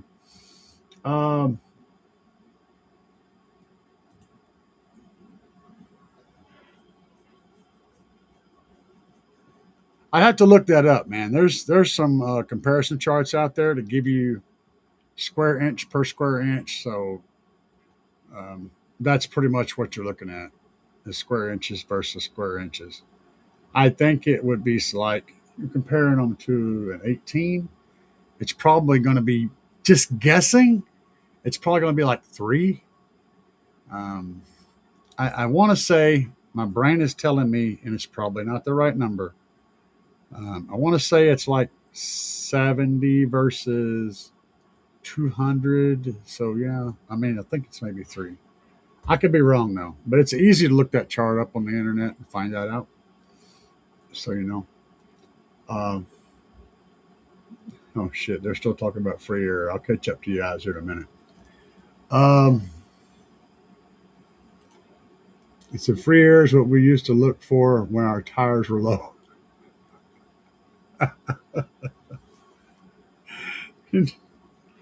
See, I come from a time, man, where that shit didn't exist. You couldn't put a quarter in a machine and get air.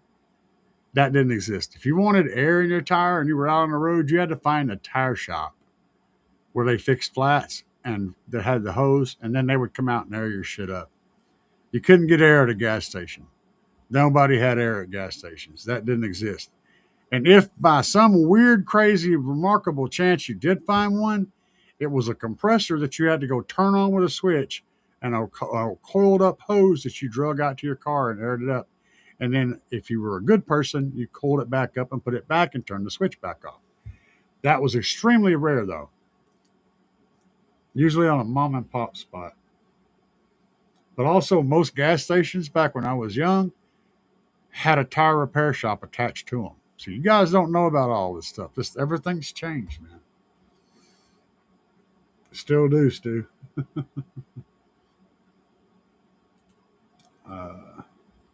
Paper. He made that shit perfectly clear, y'all. Pay attention. It's better to use high paper, small sub, and a horn type box to match the larger sub. If you're just going cone area to cone area, it's kind of pointless. But there's a lot that goes into understanding. Agreed, 100%. So much, but I that's such a deep rabbit hole that it deserves its own video. That's an extremely deep rabbit hole. A comparison. Oh. Hyper focused. When I went to bed, I'm going to bed, Troy said. This has been a while ago. Shit, I'm way behind. You guys are going, man. Damn, that Cadillac Thunder song sounded so clean in my shower speakers. Yeah, that drops, in case you wanted to know, man, that's 38 hertz on one of the drops and then 30 hertz on the other. So it's 38, 30, 38, 30, 38, 30. So if your shower speakers were reproducing that bottom, they were handling 30 hertz. Nighttime, nightshade. More base like 3.5 cubic feet, always need bigger boxes. So it's better to run a 12-inch and a 2.5, or like many say, go bigger for more bass. Bigger for more bass on less power. Always run the smaller size that they recommend for the maximum power. If you're running high power, smaller box. Low power, larger box. If you run high power on larger box, you bottom out your voice coil and you destroy your subwoofer. So your options. Yeah, you haven't heard that name in years. Isn't free air a subwoofer being played without anything at all, though? Yeah, I was referring to Infinite Baffle. You hush. Jeez, Dubby. I'm going to hire a whole freaking gang of kangaroos to come to your house and kick your ass. You're going to open the door, and there's going to be some thug kangaroo standing there with a cigar saying, I was hired to kick your ass. Prepare for damage. And you're going to have to put them up. He's going to bust your shit.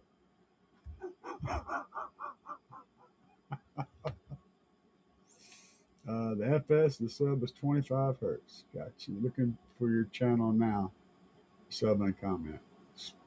Let's see here. Can I run a 250 amp fuse 0 gauge?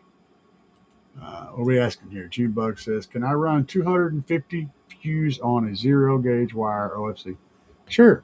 But that length of a wire, if it's oxygen-free copper, and you said OFC, so 16 feet, you can easily handle 300, 350 amps on that.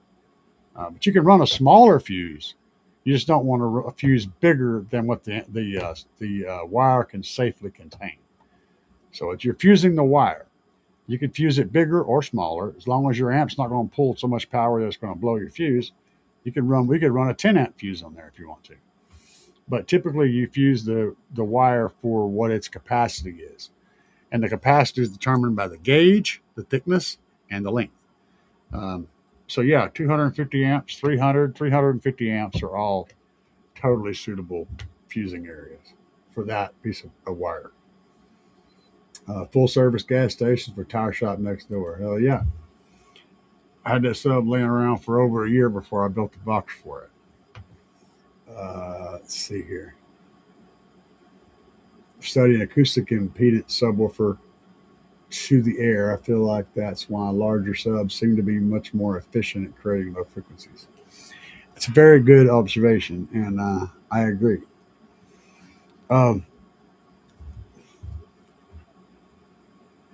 Even whenever you're considering lots of little speakers. But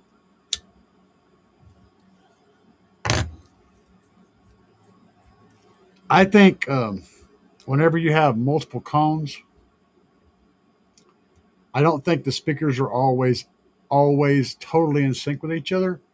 And I think that the more cones you have, the more variances you have in how each driver performs, and that can actually kind of muddy the sound up a little, I think. And so that running less drivers with big cones tends to give you a more clean sound output. I think it sounds better. That's, again, a personal opinion up to this point. I do not know if there's any credibility to it, but I agree with you. So I don't know why exactly I agree with you, because by all the rules of the road, it should, square inches should be square inches. Keeping excursion in mind, and the fact that you may have to put more power on multiple subs to get the same effect, all that out of the window. Just the square inches thing, I think that is true. I just don't know for sure why.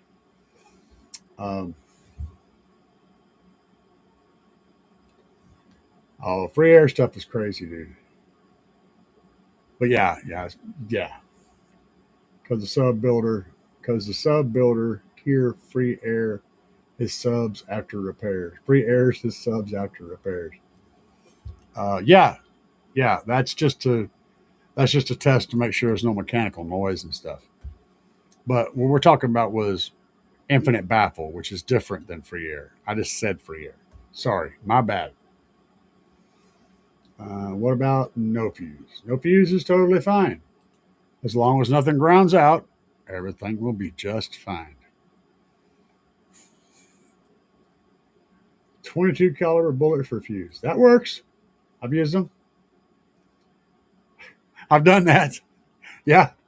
Not only have I done it with the shell casing, but I have done it with a live round before. Because I'm an idiot. I'm the same guy that stuck my finger in the light socket multiple times because I wondered if it would do it again. I'm an idiot. You guys all know that I'm an idiot. Well, guys, we have gone on for almost 3.5 hours. It is definitely time to get the duck out of here. So y'all have an amazing night. And I'm probably going to be on Sunday night. I don't know yet. Sunday's an if, a maybe this week. But I will definitely be on next Friday night. And of course, I upload videos all the time. If you are watching this as a recorded video after the live, leave your questions down below and somebody will try to answer them for you. We will do our best. And if it won't be me, it'll be somebody else in our community that knows how to answer that question. You guys remember to be nice to people, show love to everyone you meet, because the nice starts with you. It doesn't start with everybody else. It starts with you. And let's have a good night and get the duck out of here.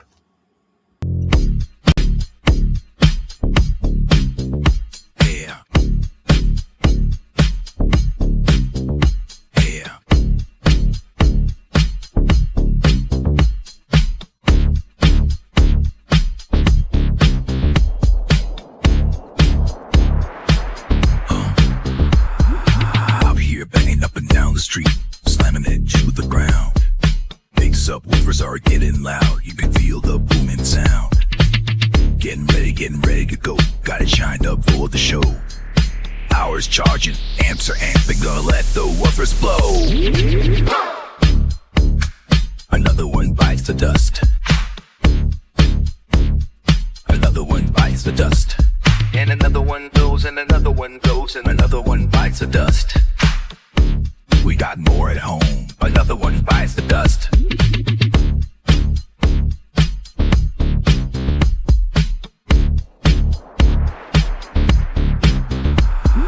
Fires are glowing and the amps smoking. Subs are cherry red. Let me keep jamming, gotta keep the bass slamming. Gonna go hard till they're dead. Full power, gotta let it go. 20 hertz and the float in the air. Sparks are flying, voice coils are frying, and the smoke is in the air. Another one bites the dust. Another one bites the dust. And another one goes, and another one goes, and another one bites the dust. Hey, we got more at home. Another one bites the dust.